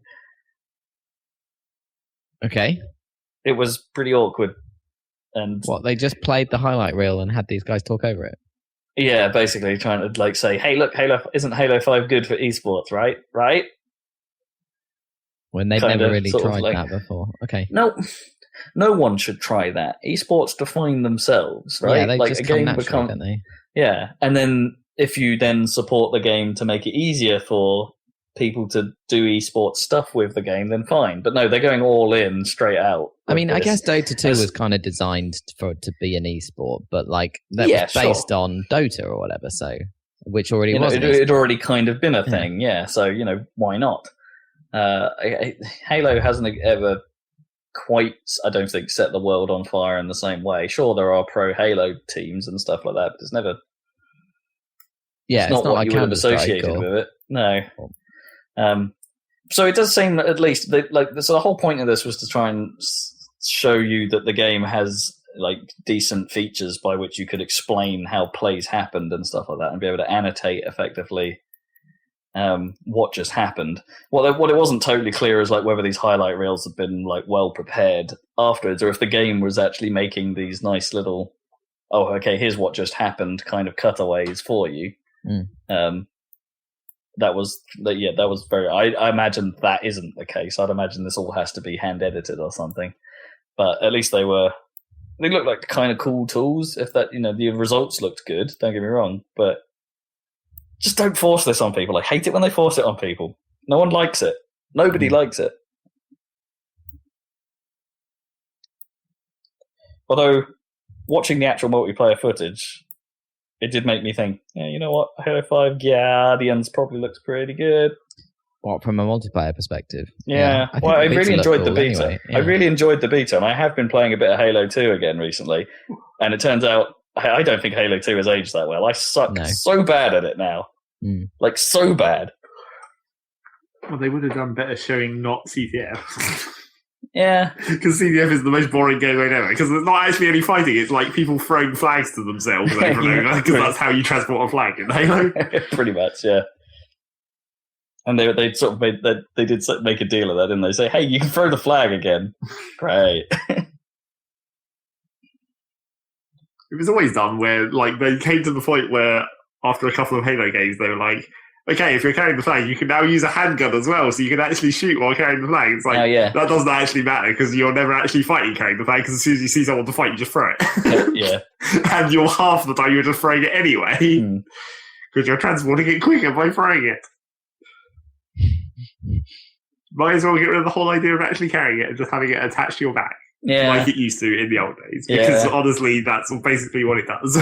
Well, that's always been Halo's thing, hasn't it? Like, if you pick up an object, it has to be in your hands.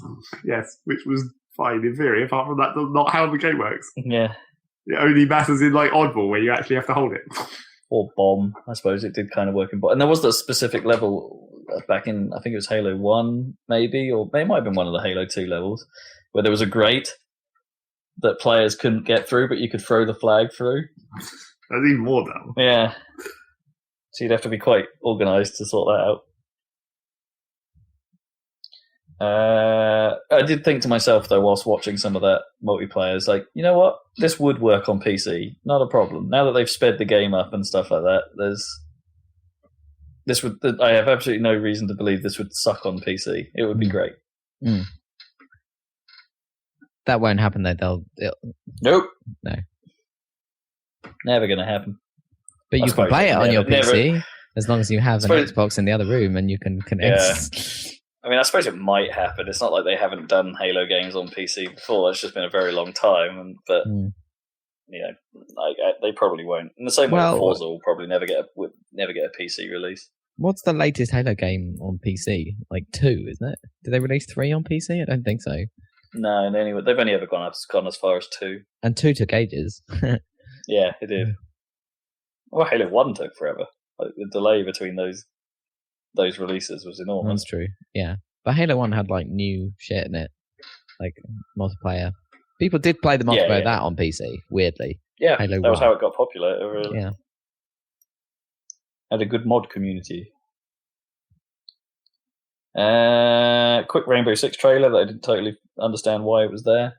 Just like because they wanted to show the German police forces or the French police forces. Yeah, that's right. They did make a bit of a hanging camera shot on those, didn't they?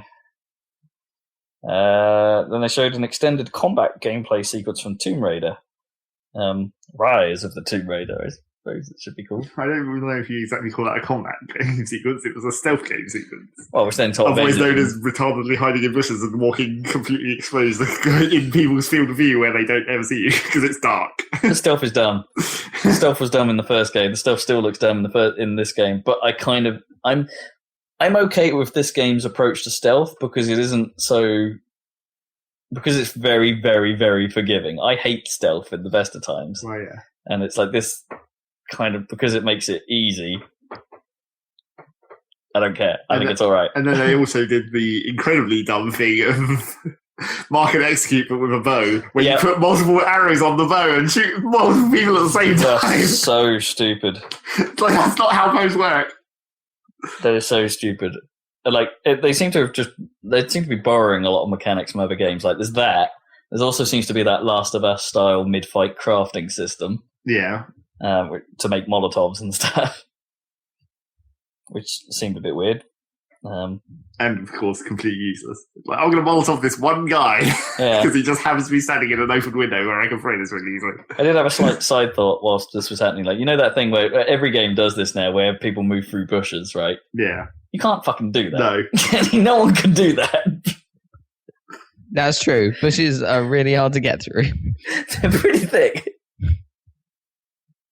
It's like if you tried to go through a bush, you'd actually make more noise than if you didn't go through the bush. Yeah, it's true. Yeah. The thing is, they can't, even though they can make quite lush foliage now, they can't really make grass thick enough to actually obscure, that you can wade through that actually obscures. I don't know. You know what I mean? There is stuff that you can push through that isn't a full-on bush, isn't there, in real life? Well, it's just grass, isn't it? Basically, exactly, grass. Big grasses. Or they don't have you don't have continuous passageways of bush like they do in that Tomb Raider thing. You have a wall, a screen that you push through. Yeah, I guess that obscures line of sight. You don't have a thing that you hide into. Yeah, like a cloud of foliage that you can just sit inside. Foliage grenades. That's my new thing. Someone needs to come up with a game where there's a foliage grenade to hide in. So how did Tomb Raider look compared to because honestly I mean, visually it looks great. But how did it look compared to, because there's two, how many sequences have we seen of the new Uncharted? Because there's the crazy one with the chase and everything that we've seen. But the one with the combat sequence looked really cool stuff. In the cliffside stuff. Cool. How did it compare to that? It was, in a way, it's kind of hard to tell because this was all done at night. Right. So it was very dark. You were seeing a lot of the flame effects and, the lighting looks great.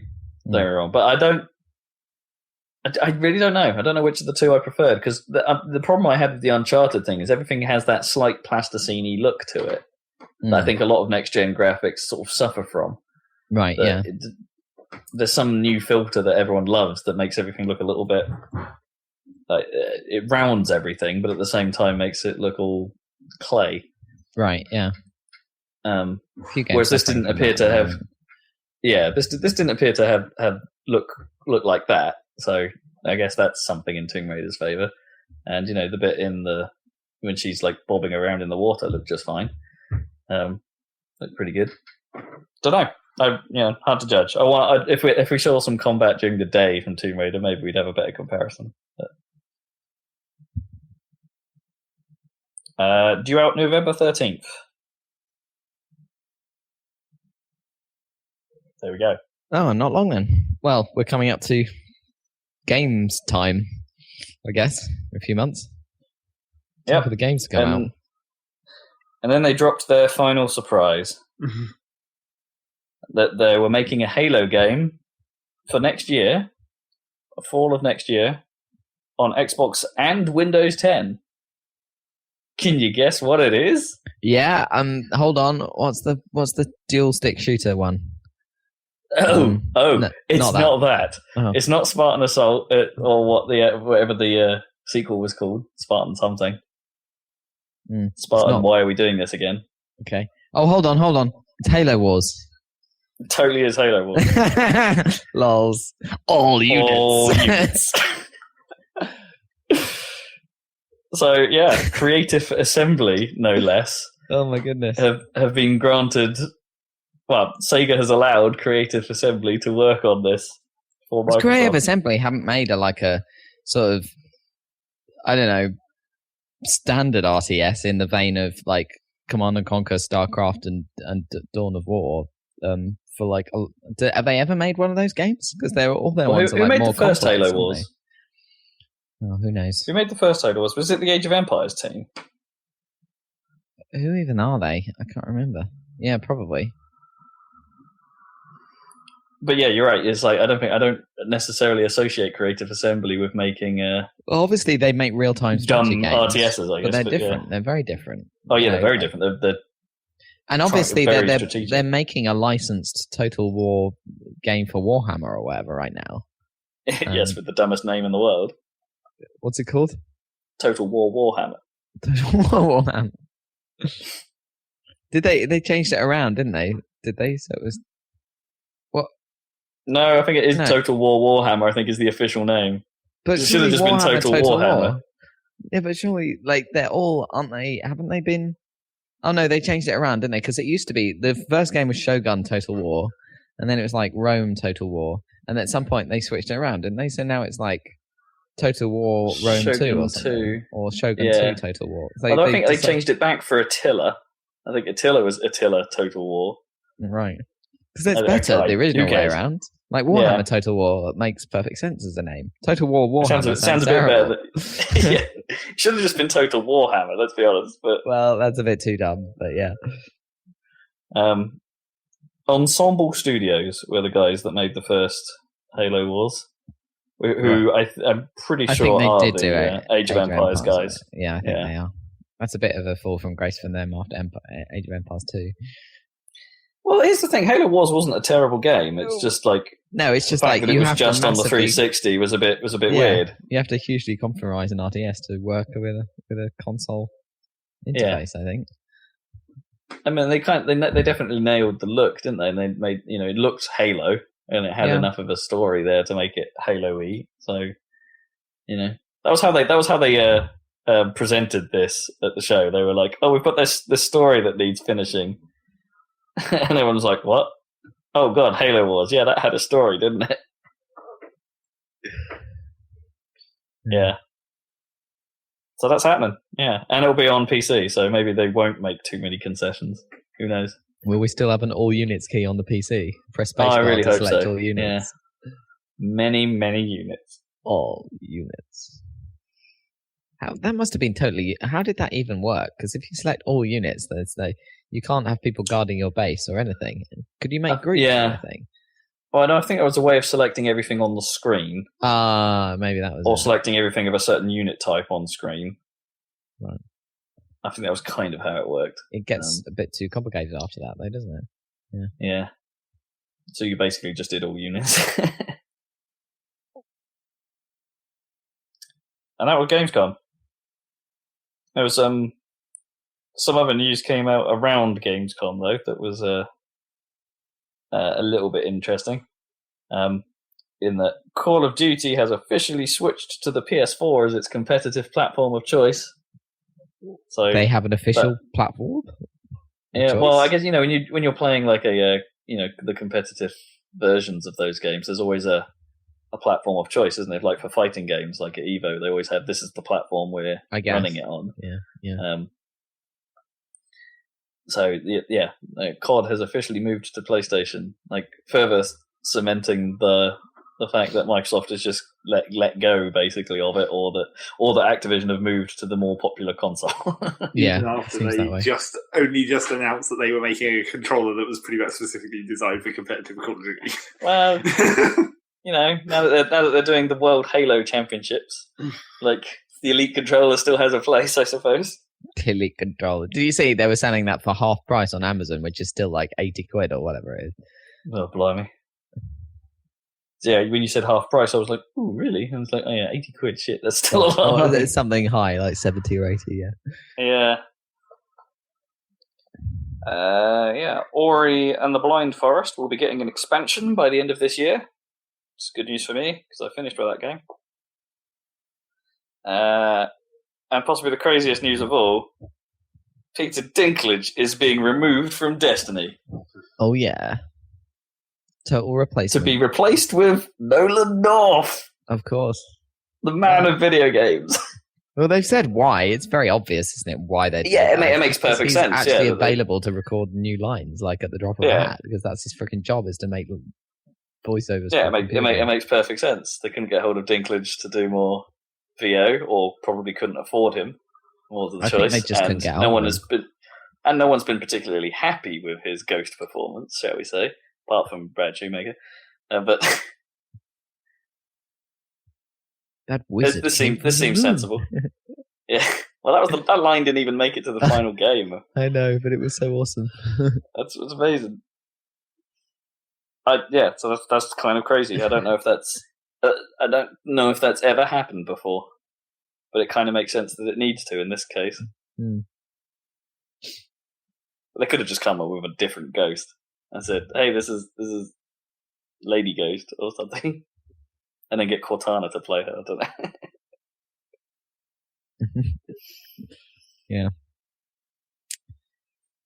Yeah. Other news: Dirty Bomb came out. The free-to-play shooter with possibly the it's pretty old bit of news that is. Oh, I know, but it officially came out of beta. It's been playable for a long time, but it officially came out of beta. And apparently it's pretty good if it wasn't a cheater's paradise. Like, there's no anti-cheat built into the game, so apparently it's completely overrun with hacks. Don't play that game. It's basically the advice. Okay. It seems a shame, because I actually kind of liked it. And I've seen Kippers play a bunch of it, and it seemed pretty well made. It seemed like a pretty good thing, but people have ruined it. It's always people, isn't it? Have you noticed it's always people. Yeah, it's always a person. Or like a group of people, or I don't know. In this case, yes. A group of individuals. It's the same with fucking Hitler and the Nazis. It's just people, isn't it? Group of people ruining everything. I don't know. Never be with anyone. Fucking people, yeah. Lock yourself up. They freaking killed Jesus. I mean, come on. People.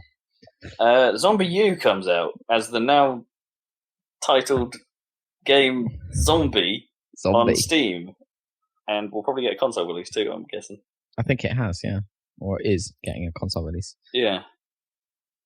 That's kind of cool. Thing, yeah, I mean, I want to know how they've done it exactly, because that game used Wii U stuff extensively. Like, there were moments where you had to be looking at the gamepad, for instance, and then the game took advantage of the fact that you're distracted, right, by doing things in the world. Yeah, effectively. So, presumably they're going to have to make the game now look down at some device or something while you're doing something. But there was that you could. I think it probably added something. When you're looking at the device and you could look up and see look at the main TV to still see what was going on or something. Atmospherically, that seemed like an awesome idea. But at least more people can now play it now because that game was relatively well received. So, and is continuing to be well received, even if it doesn't look like a totally modern game. But it's being released at a decent price, so yeah, no one cares. It's all good. No one cares in a good way. I couldn't remember which platform that launched with. It was like, of course, it's Zombie U, so it's obvious it's the Wii U. But I was like, was that a Wii game? What? How long ago was that? Because of course it was a launch game, and it's like, well, it was launched, yeah. How long was that? 3 years now. The Wii U's been around for 3 years. Blimey. Yeah, it's been a while. It really has failed, hasn't it? Because it's only now getting good. Yeah. Unfortunately, true. Because I always think whenever they talk about NX or whatever, that like, hold on, Wii U only just came out in my mind, but it didn't. It's because nothing come out for it. So I keep thinking, give them a chance to come up with some games. And no, it's like, wait, no, it's been 3 years. Like, Wii U only got interesting really over the last 12 months. So. Yeah. Hey Zach, did they ever fix your Planetary Annihilation problems? No, they just deleted the thing off Steam and re-released it as a new game. Yeah. Balls. They've done that. Dicks. Uber have made a expanded version of the game called Planetary Annihilation Titans. That were apparently so much of an expansion they couldn't make it as a DLC, which is bollocks because it's like 21 units. Yeah, but then again, didn't the game basically have 21 units? Yeah, pretty much. To begin with, so it's double the game. Except not really, because Double it's like the game. it's the same game. Oh yeah, sure. Just adding a bunch of different units doesn't actually improve it at all. No, it depends if it unscrews a lot of the balance issues and. I don't think it will, because there was no strategy, there was no way to play strategically in that game, because the only strategy was just spam faster than the other guy. Yeah. Yes, that happened. They added multi-level terrain, which of course I guess becomes less and less meaningful, I suppose, as the game goes on and you're just using the giant cannons to bombard the surface. Well, yeah, there's like, you couldn't even... Checkpoints don't make any sense when you're on a sphere, for a start, because it's like, there's always another way someone can come from the other side. And it's like, they're such small raised areas, it's like, you couldn't, have defences around the edge of the raised area and then have your base in the middle, because it's such a small area, that just doesn't work. Sure. There's not enough interior area on the raised section to actually have something to protect. Unless you were protecting just one super weapon right in the middle and you just had an extreme line of defensive turrets around it. Yeah. But even then, it would just get bombed from space. Or nuked. Or whatever. Or just, there's no actual reason to use any tanks or ground units in that game ever. It's just a race to the super weapons. Yeah. It's kind of how I used to play Total Annihilation, in fairness. Yep. What's this game called? It's Planetary Annihilation, isn't it? Not Total Annihilation. Yeah, so close. Yep. Does it have the big Bertha cannons of Doom? I mean, there's not much point in that tiny... That could probably shoot the whole way around and blow itself up on one of those. Yeah, probably. Planets. If you could point them into space, that'd be cool. Just Big Bertha and just shoot at other planets with the artillery. Oh yeah, but then you could only shoot every now and then when the planets are in alignment or something. That's why they have the unit cannon to fire between planets, but it's not really a unit cannon as such. It's just like a fast launch system. They just go into orbit, essentially.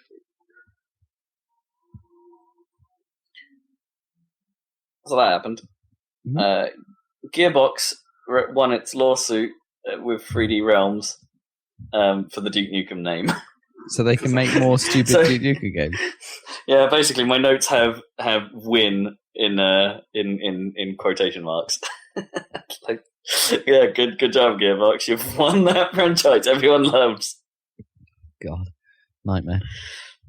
Yeah. And that's news. Unless if anyone else has got more news. No, I think it's time for what you've been playing, because we've got about 15 minutes left of this podcast. Yeah, oh, wait.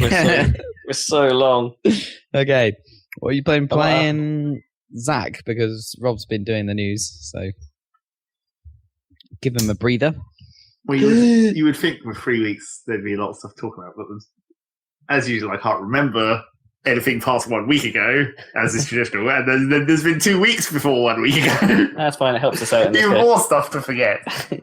The main thing that I do remember is initially I was playing some Banished because, well, basically it was like I'd been playing Factorio, and then I was thinking about other games of that style, sort of. It's very sort of. Well, I was thinking about like management and supply chains and stuff. That's sort of what I was going for. And then I thought about Banished. I was like, oh, I should go look at that and see what the mods are like nowadays. See if there's actually any decent, like, improved stuff there. So I fiddled around with downloading a couple of mods for that to see if there was anything particularly interesting, but not really. It suffers the same problem because when I was thinking about Factorio modding as well, I realised that like one of the problems, which is also the same in Banished, one of the problems that Factorio has is that it's not easy to do stuff that isn't like single output. Like you can have multiple inputs, but everything I realized when I was thinking about it, like every factory in Factorio, you have multiple inputs, but it's always single output. And that kind of limits the complexity of what you can do for like weird reactions and stuff. Like you can't have, extra products or side products like to make a secondary chain of production or whatever. I see, yeah. No byproducts. Yeah.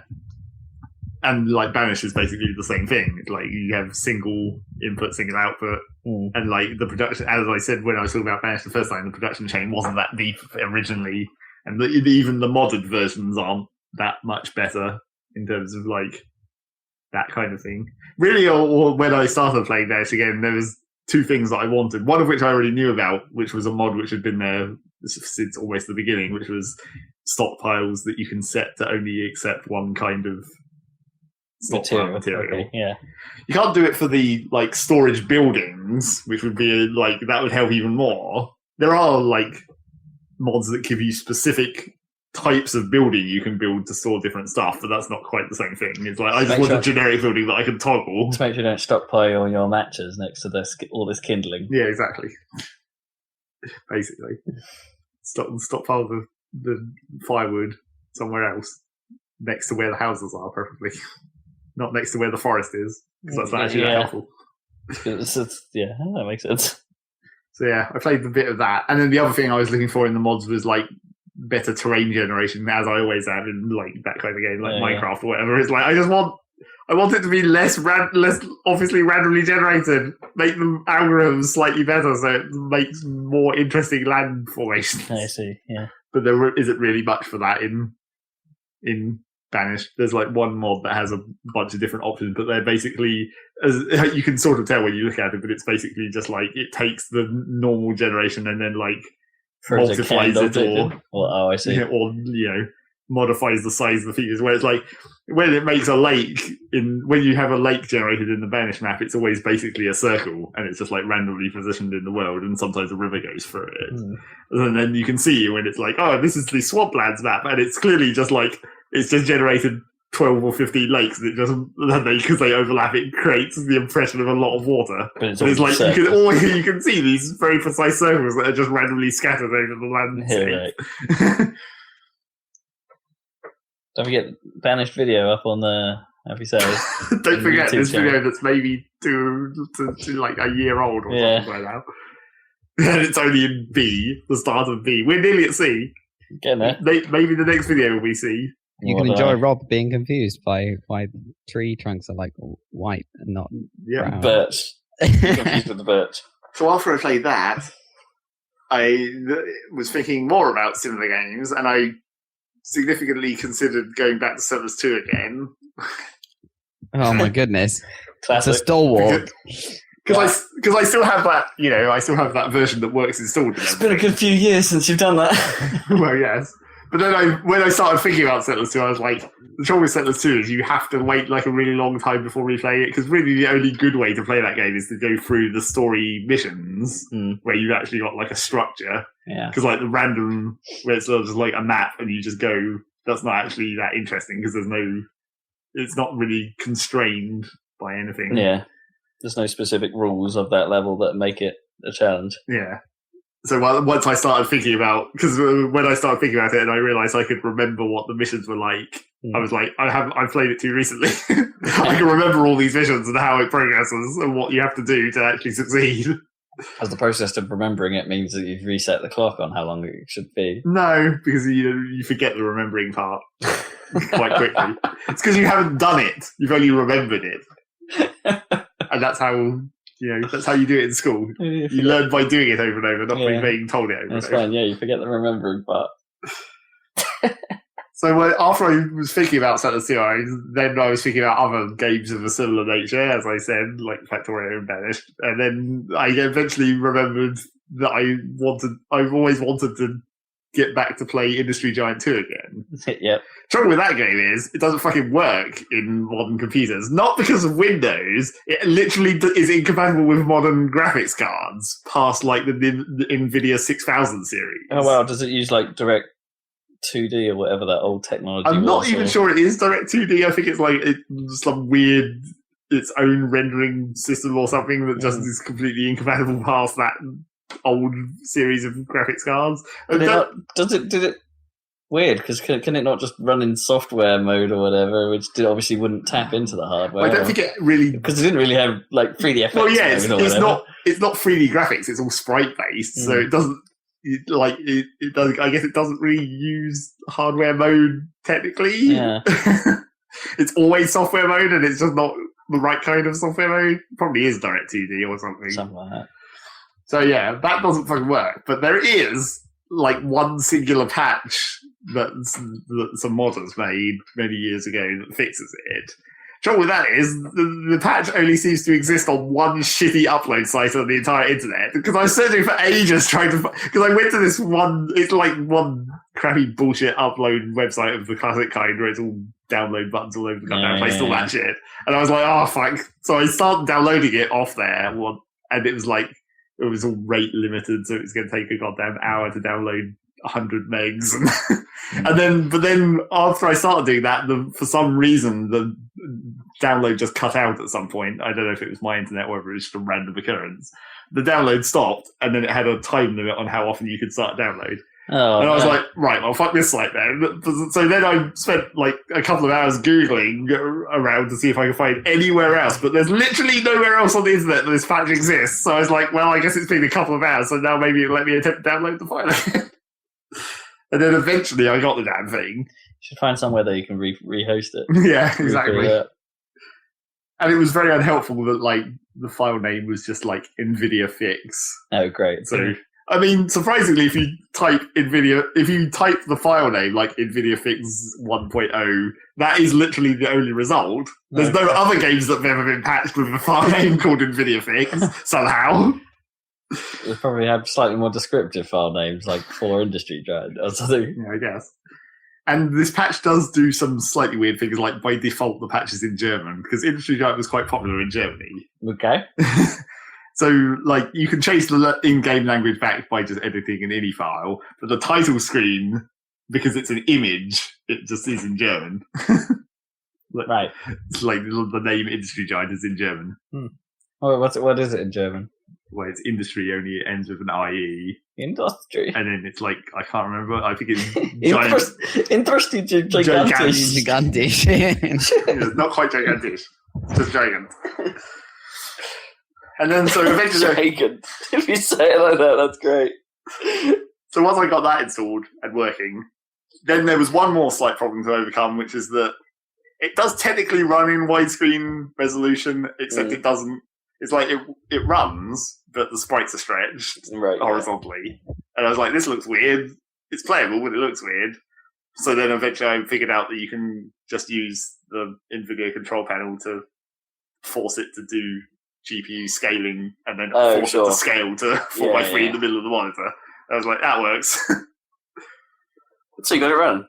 Yes, got that running. There is still a few graphical glitches in places. Like, for some reason, I think just like maybe the patch is incomplete in some parts, but some of the graphics, are just missing or like still haven't been fully fixed. Like there's certain kinds of trees where as you zoom out, sometimes they just get bigger because they haven't like rescaled the sprite correctly. Oh, weird. And like when you build a storage area, it's meant to have like a building that goes along the back of the storage area, but like the middle parts of the building are just invisible. Huh. Strange. So that's kind of weird. Were they always there? Or they were always there. Yeah. You can see it in like the preview image of the building. Like you can see what it's meant to look like, but it doesn't look like that when you place it. I mean, was that bug always there? No. Or? Well, I've never used NVIDIA Fix before, so yes. So I played some of that, but then weirdly, like a couple of days after I started playing that, it got released on Steam. Oh, really? Although apparently the version that's released on Steam has like not even the NVIDIA. It has a semi-official version of the NVIDIA Fix that doesn't actually work. Right. So there's already like a bunch of reviews of people on there that be like, "This game doesn't work with my graphics card." Yeah. So yeah, apparently fuck that version. Yeah. So I played a bunch of it, I guess. That's another game where the only really interesting part is the missions, the constraints. You can play in endless mode, but it's like not that interesting. Well, I don't know. I mean, the good thing about Industry Giants in endless mode is that it actually lasts a long time. And you mean it's actually endless? Well, it's not actually endless, but there's like a time limit to achieve victory, but then you can carry on afterwards. So it's technically endless, but you do still have a goal that you're aiming to do within a time limit. Mm. But then the other good thing about it is that, like, because of the way resources can expire, you do have reasons to actually like adjust things as time progresses, and like the products fall out of fashion or whatever. Oh yeah, of course, I forgot about that. Yeah, fashionable products. Yes, fashionable bouncy balls. That can kind of suck in the missions, though, as I discovered, because like the first time you play a mission, you don't know that like 5 years into this mission, the thing you were selling is suddenly going to become obsolete, and you have to completely change all your production lines to the new thing. Oh yeah. And then when you play it the second time, you're like, okay, now I have to prepare for that eventuality. Yeah. Can you get ahead of it? Like, start building the other stuff? Sometimes, yeah, if you know exactly what's going to happen. Mm. It'd be funny if it then picked a random thing to like replace it with. Well, I did notice that in one mission I was playing, there's a random, or not random, event that happens like 5 years before the end of the mission. Mm. The economy, or not exactly the economy, the like demand for the product, the main product that you're selling, like changes. But like 2 different times when I played it, one time it like changed in a positive direction, one time it changed in a negative direction. So that was kind of annoying. Oh, weird. Because it was like the second time I played it where I knew that was going to happen, I'd prepared by stockpiling all this shit, and then it was like, oh, it's all worthless now. Because I thought I was going to get a massive bonus where I was like, now I can sell all this shit that I've stockpiled for massive money, but it was like, the game was just like, I see what you're doing, fuck you. Or not, it was probably just random. That's pretty funny. Gaming the system, not always effective. But that seems a bit weird for a mission, right? Like, it should be the same events every time, yeah. Really. I don't know. Particularly when it's something like that, where it's like one of the few products you can actually make in this mission has a severe advantage or disadvantage for the last 5 years of the game as you're progressing towards the goal. And if it's an advantage, it makes it well easier. And if it's a disadvantage, it makes it a lot harder. Yeah. Strange. Maybe it thought you were doing poorly and was like, here, have a helping hand. Maybe. Because I guess I did fail that first time. Mm. And, the other problem with those missions is that a lot of the time it's about finding the correct way to start. Where it's like it puts you in a situation where you have a certain amount of money and a pre-built infrastructure. Mm. And it's like, this pre-built infrastructure is making a product that's a shit product that's not going to make you any money, so you're just going to lose all your money if you don't do something. And you have to find, which product can I sell right now that's going to give me enough money to get out of this shitty zone into actually being able to build stuff. Mm. So there was one mission where I played it 3 or 4 times, where I was like, maybe this one, maybe this one, maybe this one. Mm-hmm. Trying to find which one of these products was actually most efficient to make money quickly in a time limit type situation. So yeah, that's Industry Giant. It's still pretty good.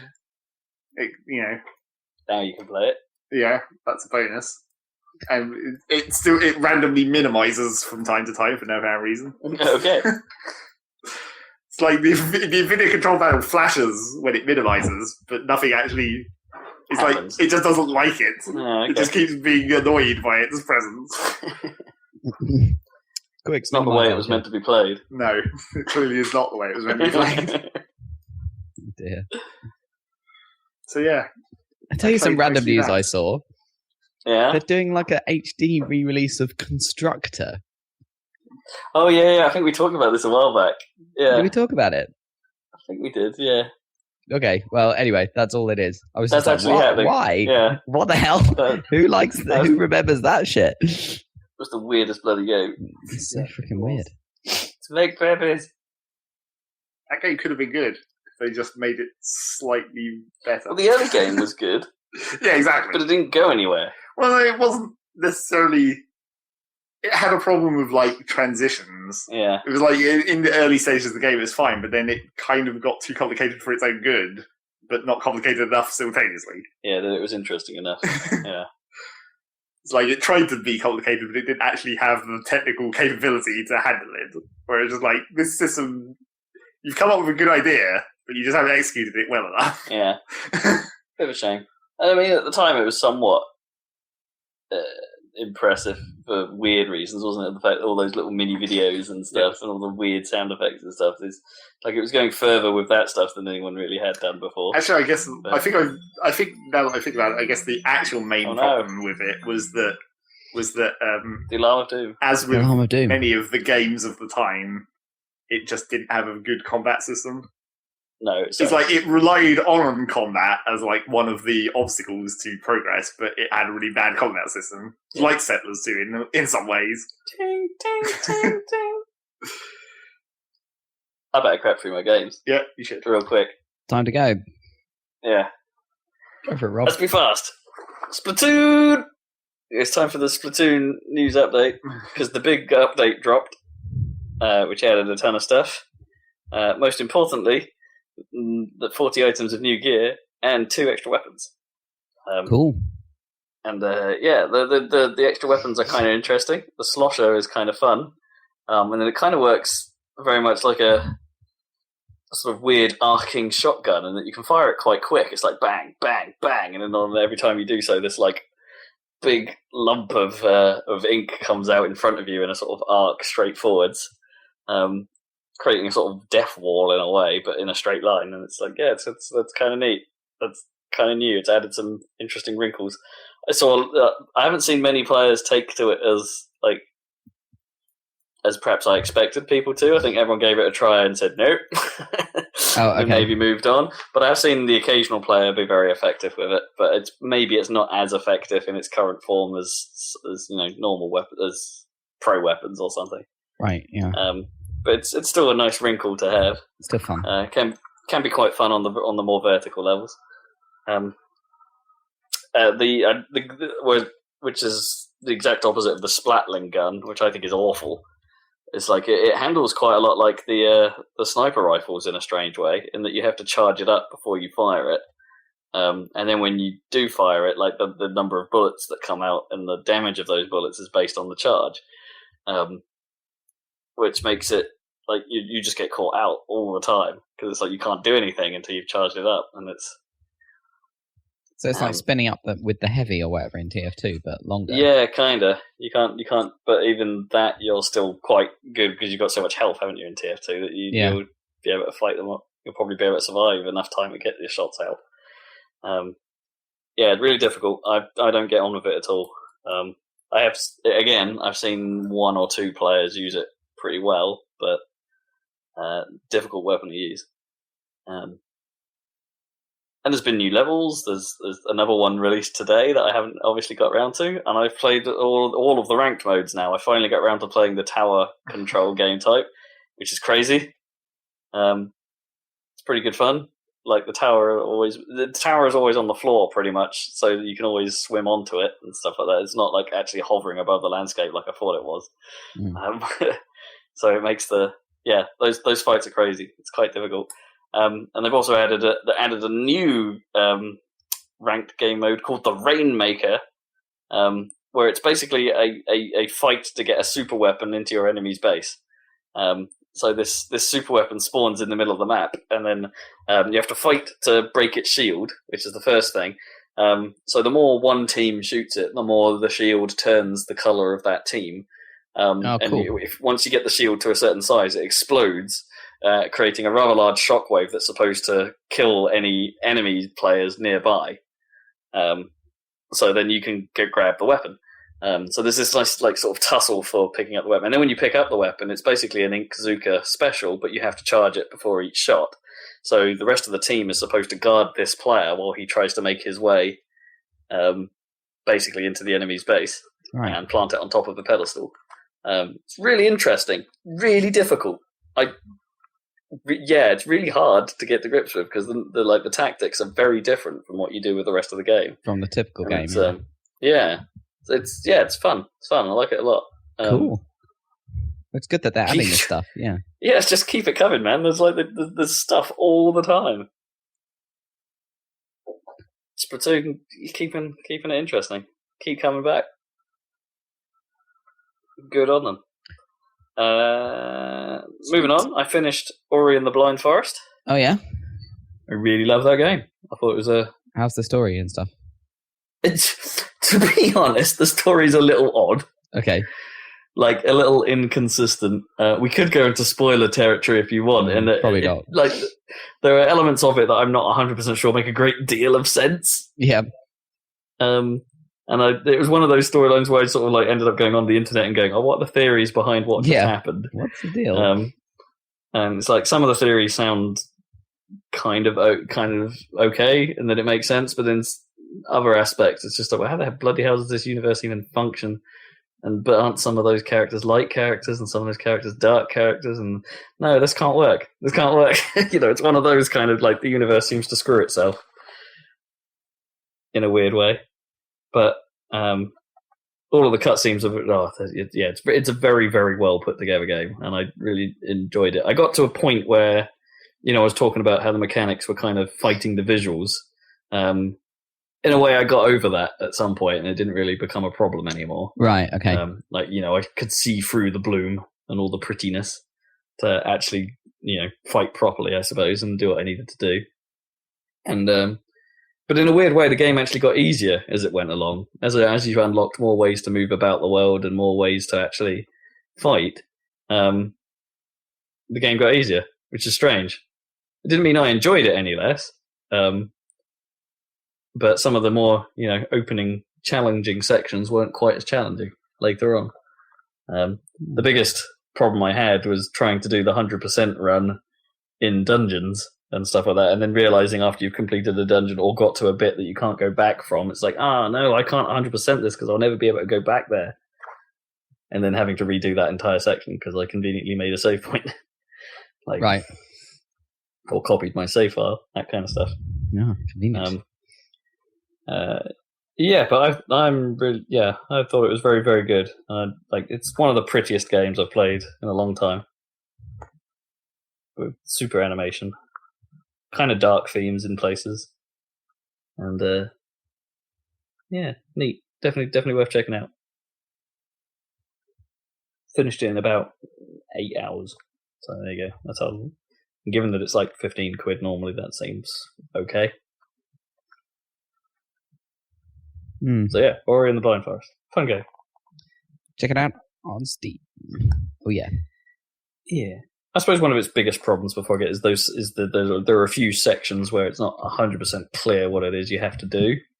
Right. There's one in particular where it's a sort of there's one in particular where it's like semi-stealth, and it turns out the reason why I couldn't work out what to do is because it relied on a bit of control that I hadn't used throughout the entire game, but is one of the first things the game actually explains to you. Right, so it teaches you it right at the start, and then you never use it, so you never need it. Yeah, and until this section, and it's like, well, what do I do here? There's nowhere to hide, and it's like, oh, I can press down and A to jump through this particular log, can't I? Yeah.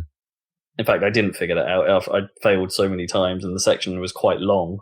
And every time you died, it would put you right back at the start of the section, and you'd have to do the whole thing again. That it was just like, yeah, you know what, I'm looking this up. And then just like when I saw him do it on the video, it's like, I'm so stupid.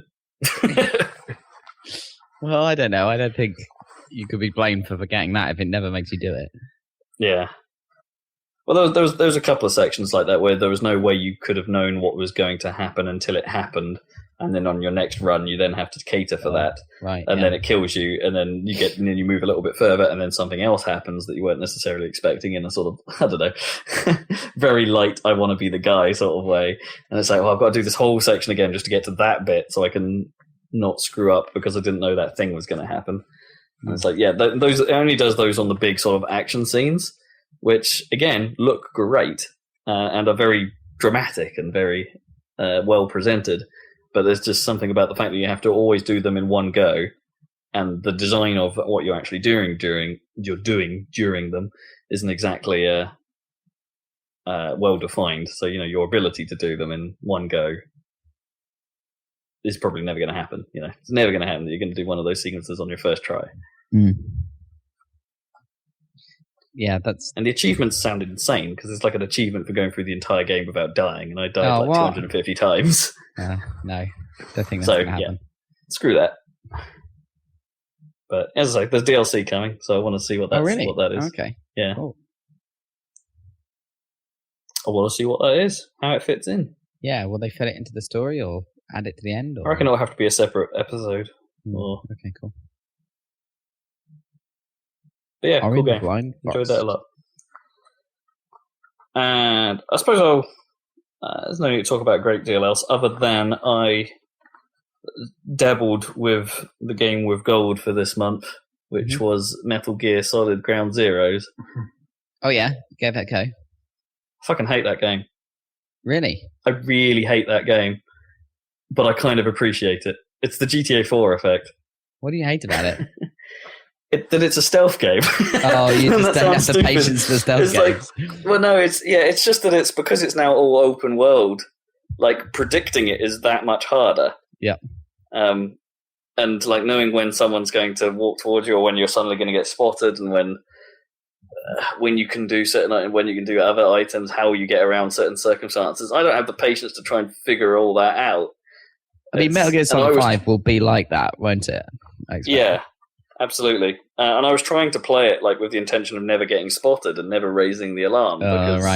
Because the game has a ranking levels system. of alarm and stuff, doesn't it? And stuff. And oh, sure. It has the classic Metal Gear thing where it has the alert, the unaware, the alert, and the everyone being super crazy, like the alarm, I suppose.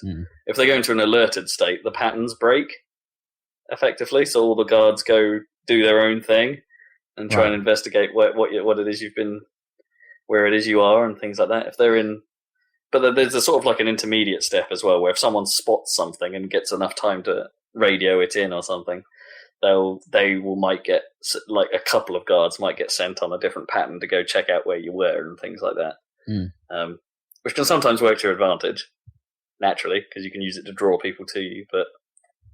I just have the same problems I have with it than I do every stealth game, and I find its mechanics I find stealth mechanics inconsistent all the goddamn time. I just can't figure out what the boundaries are.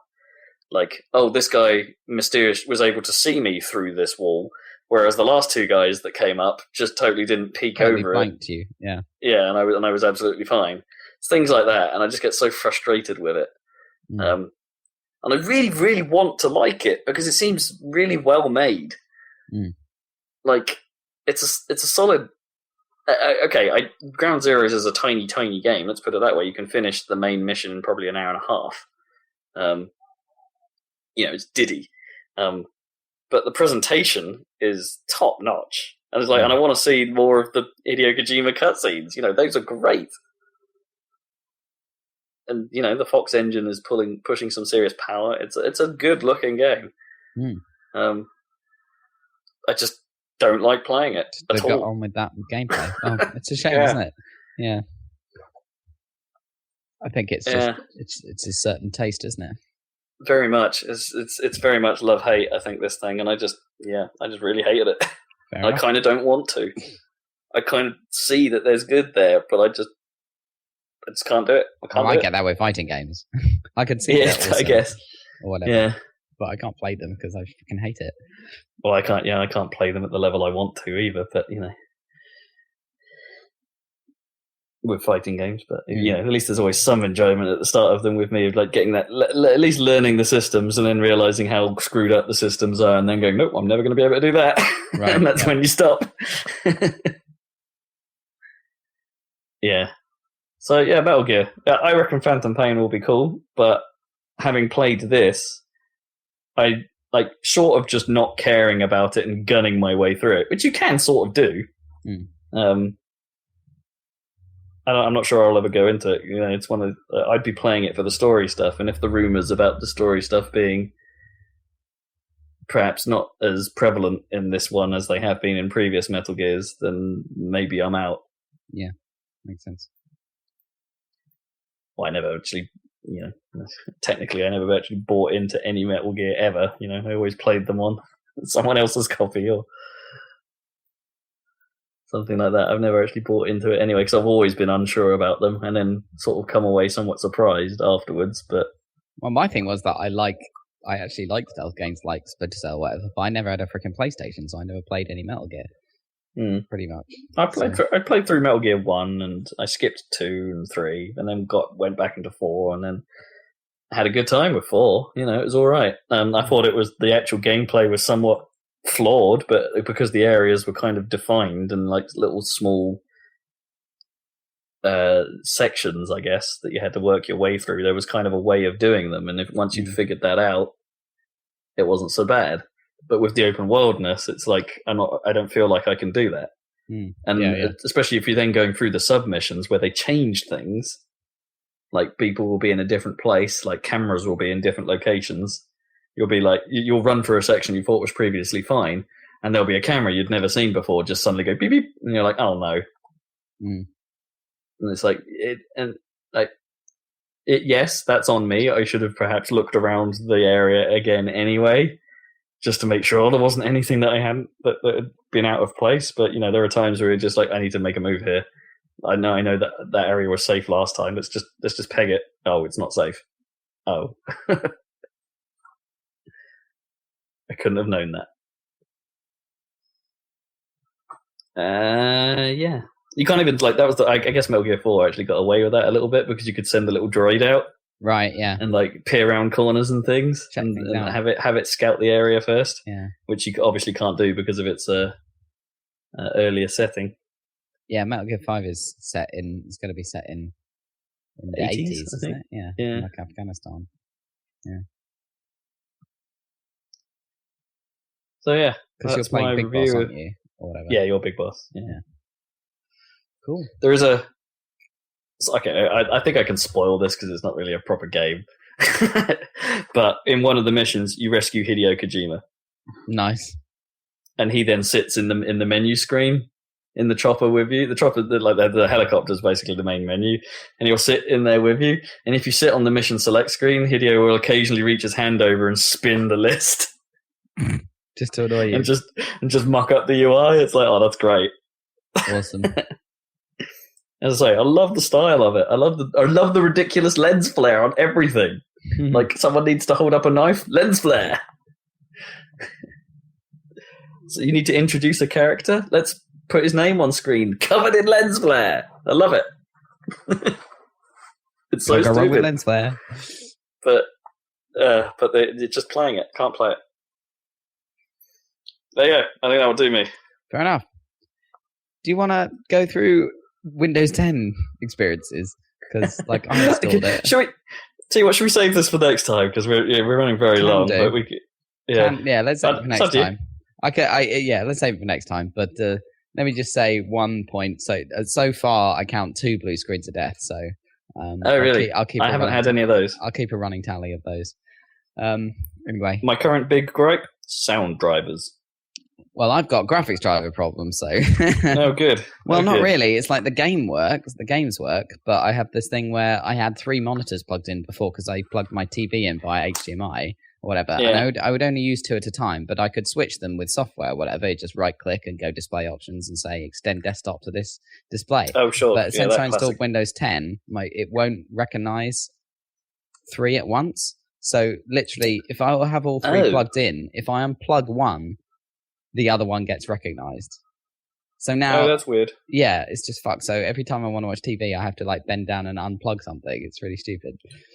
I haven't tried that yet since I've upgraded. My upgrade only happened recently, so I haven't actually tried streaming to the telly yet. To see what happens. Well, I wasn't streaming or anything. It's just a third monitor. Sorry, I didn't mean streaming. Sending the signal to it. But and the graphics card's the same, and the drivers. There's new drivers for Windows 10 and everything, and I don't think it's those. So I don't know what. There's various things like. Anyway, I won't go too into it. I had to get. Oh, we can. Yeah, that's pretty much the depth we need, isn't it? Let's get into it a little bit. Because I had the problem with I had a little bit of that because it didn't know to get the NVIDIA drivers. So it launched in like terrible display mode, and I had to go manually sort that out. Okay. Yeah, it because I did it as an upgrade. Obviously, it didn't go and deal with that. But the biggest problem with me was the sound drivers, because back in the Windows 7 days, I had there's something. Realtek drivers suck basically. Yeah. For like sound, and Realtek stuff is on practically every motherboard, but this one particularly sucked because it required. The drivers for this particular motherboard require that it detects that something is plugged in before it will send sound to it. Right. So in my surround sound setup, you have all those crazy plugs, don't you? Like 5 odd plugs you need to stick in the back of probably 3 actually, thinking about it. But it didn't detect any of them other than the front left and front right. Right, so it wouldn't enable surround sound. It's like, great. So in Win 7, the easy solution was to uninstall the Realtek drivers, and then the generic Windows one would take over, and it's like, that's fine. That's all I need. It would just work, yeah. And it would just work. And you can do that in Windows 10, except Windows 10 is super aggressive about sorting your drivers out for you. So it would reinstall the Realtek drivers within a minute. God damn it. Without you even asking it to do anything. Without me asking it to. It would just, in the background, put them all back on. Yeah, very annoying. Which, so I've had to turn on an option which basically tells Windows never go and find drivers for me. But that sounds way too sledgehammer. Yeah, that is sledgehammer, because you want to be notified if there's new drivers for other stuff or whatever, at least. There's no halfway house where you can say download them and ask me if you want to install them. No, so there is an awkward troubleshooter you can go and find, which I also struggled with, that you can run, and it will basically say, okay, these are the updates I haven't installed. You can choose to block this particular update, and I won't do it. And that, in theory, includes driver updates. So you can say, you can block this particular driver update. I couldn't get that to work, because it kept installing the driver before I could run the thing and have it detect that it hadn't installed the driver. So that didn't help. Okay. And also I've heard that if you do manage to check a driver on it, if a later version comes out than the one you said stop, it will just do the next one instead. Right. Automatically, assuming that the one that you stopped was just a bad release, and they'll fix it for the next one. Which is probably fine in the majority of circumstances, but in this particular case, I just want to say, you know what, for this particular device, let me tell you what to do. That's basically the crux of it. I just want, for this device, I want to tell you what to do. And there's no option, yeah. Okay. And there's no way to do that, other than turn it off for the whole thing. And I think that's a problem with some of the stuff in Windows 10 in general. They've made sweeping decisions about, everyone does this. And I'm like, I don't do this. Yeah. Do it a different way. I don't want that. Thanks. I want to do it my way. Yeah, I think that's a general kind of, what do you call it? It's a philosophy problem with it. Yeah, it's the Microsoft of old that everyone used to complain about. That old Microsoft knows best mentality that they eventually managed to step away from with XP, and it's to an extent, Mm-hmm. And it's come all the way back. Back with a vengeance. It's really annoying. Yeah, annoying. But generally, once I've got everything working, I had to faff around with Cortana a bit to get that to work, and I had to. It forgot that I had some software installed, so there are some workarounds I've had to employ to get some of that stuff to work. Generally, kind of like it. Right. It's pretty cool. I don't really have a problem with it. Some of the improved apps are nice. The boot times are generally faster as long as you don't use the restart option, which takes like a friggin' age. My boot times are like the boot time to seeing the desktop is the same as it was or maybe tiny bit faster than it was with 7. But I have like Google Chrome in my startup folder, right?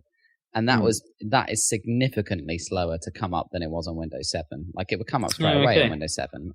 Because what I usually want to do, the first thing is check my email or whatever when my computer starts. And now time to email is like, I don't know, double maybe. Yeah, okay. So in your case, it hasn't worked out so well, but in mine, it feels better. Although part of that, I think, is because I've turned off the Windows Defender and the security stuff that's built in and put Panda antivirus on. Oh, right, okay. Because it was just eating my hard disk performance on launch. Oh, really? Oh, interesting. Yeah, it was destroying it. And it was doing that on Windows 7 as well, in fairness. And it's just like, but it got worse with Windows 10. And I was like, no, I can't live with this anymore. Maybe that's doing it. Did some searching around and said, you know what, just put a lightweight antivirus on, it will solve it. And it's like Panda. There's a free version of Panda, so I put that on. Problem solved. Sweet. Yeah, I don't know. Yeah. I mean, I even managed to get it into it. I managed to get it in a state one time where pressing the start button didn't do anything. Oh yes, I've had that. I've had that. But I did. But when I went Command, Control Shift Escape, and then to the new Task Manager or whatever, that had a right click and restart Explorer option. And I was like, oh, that, and it worked. And I was like, oh, that's cool. I didn't know. Was that? Yeah, did you do that before?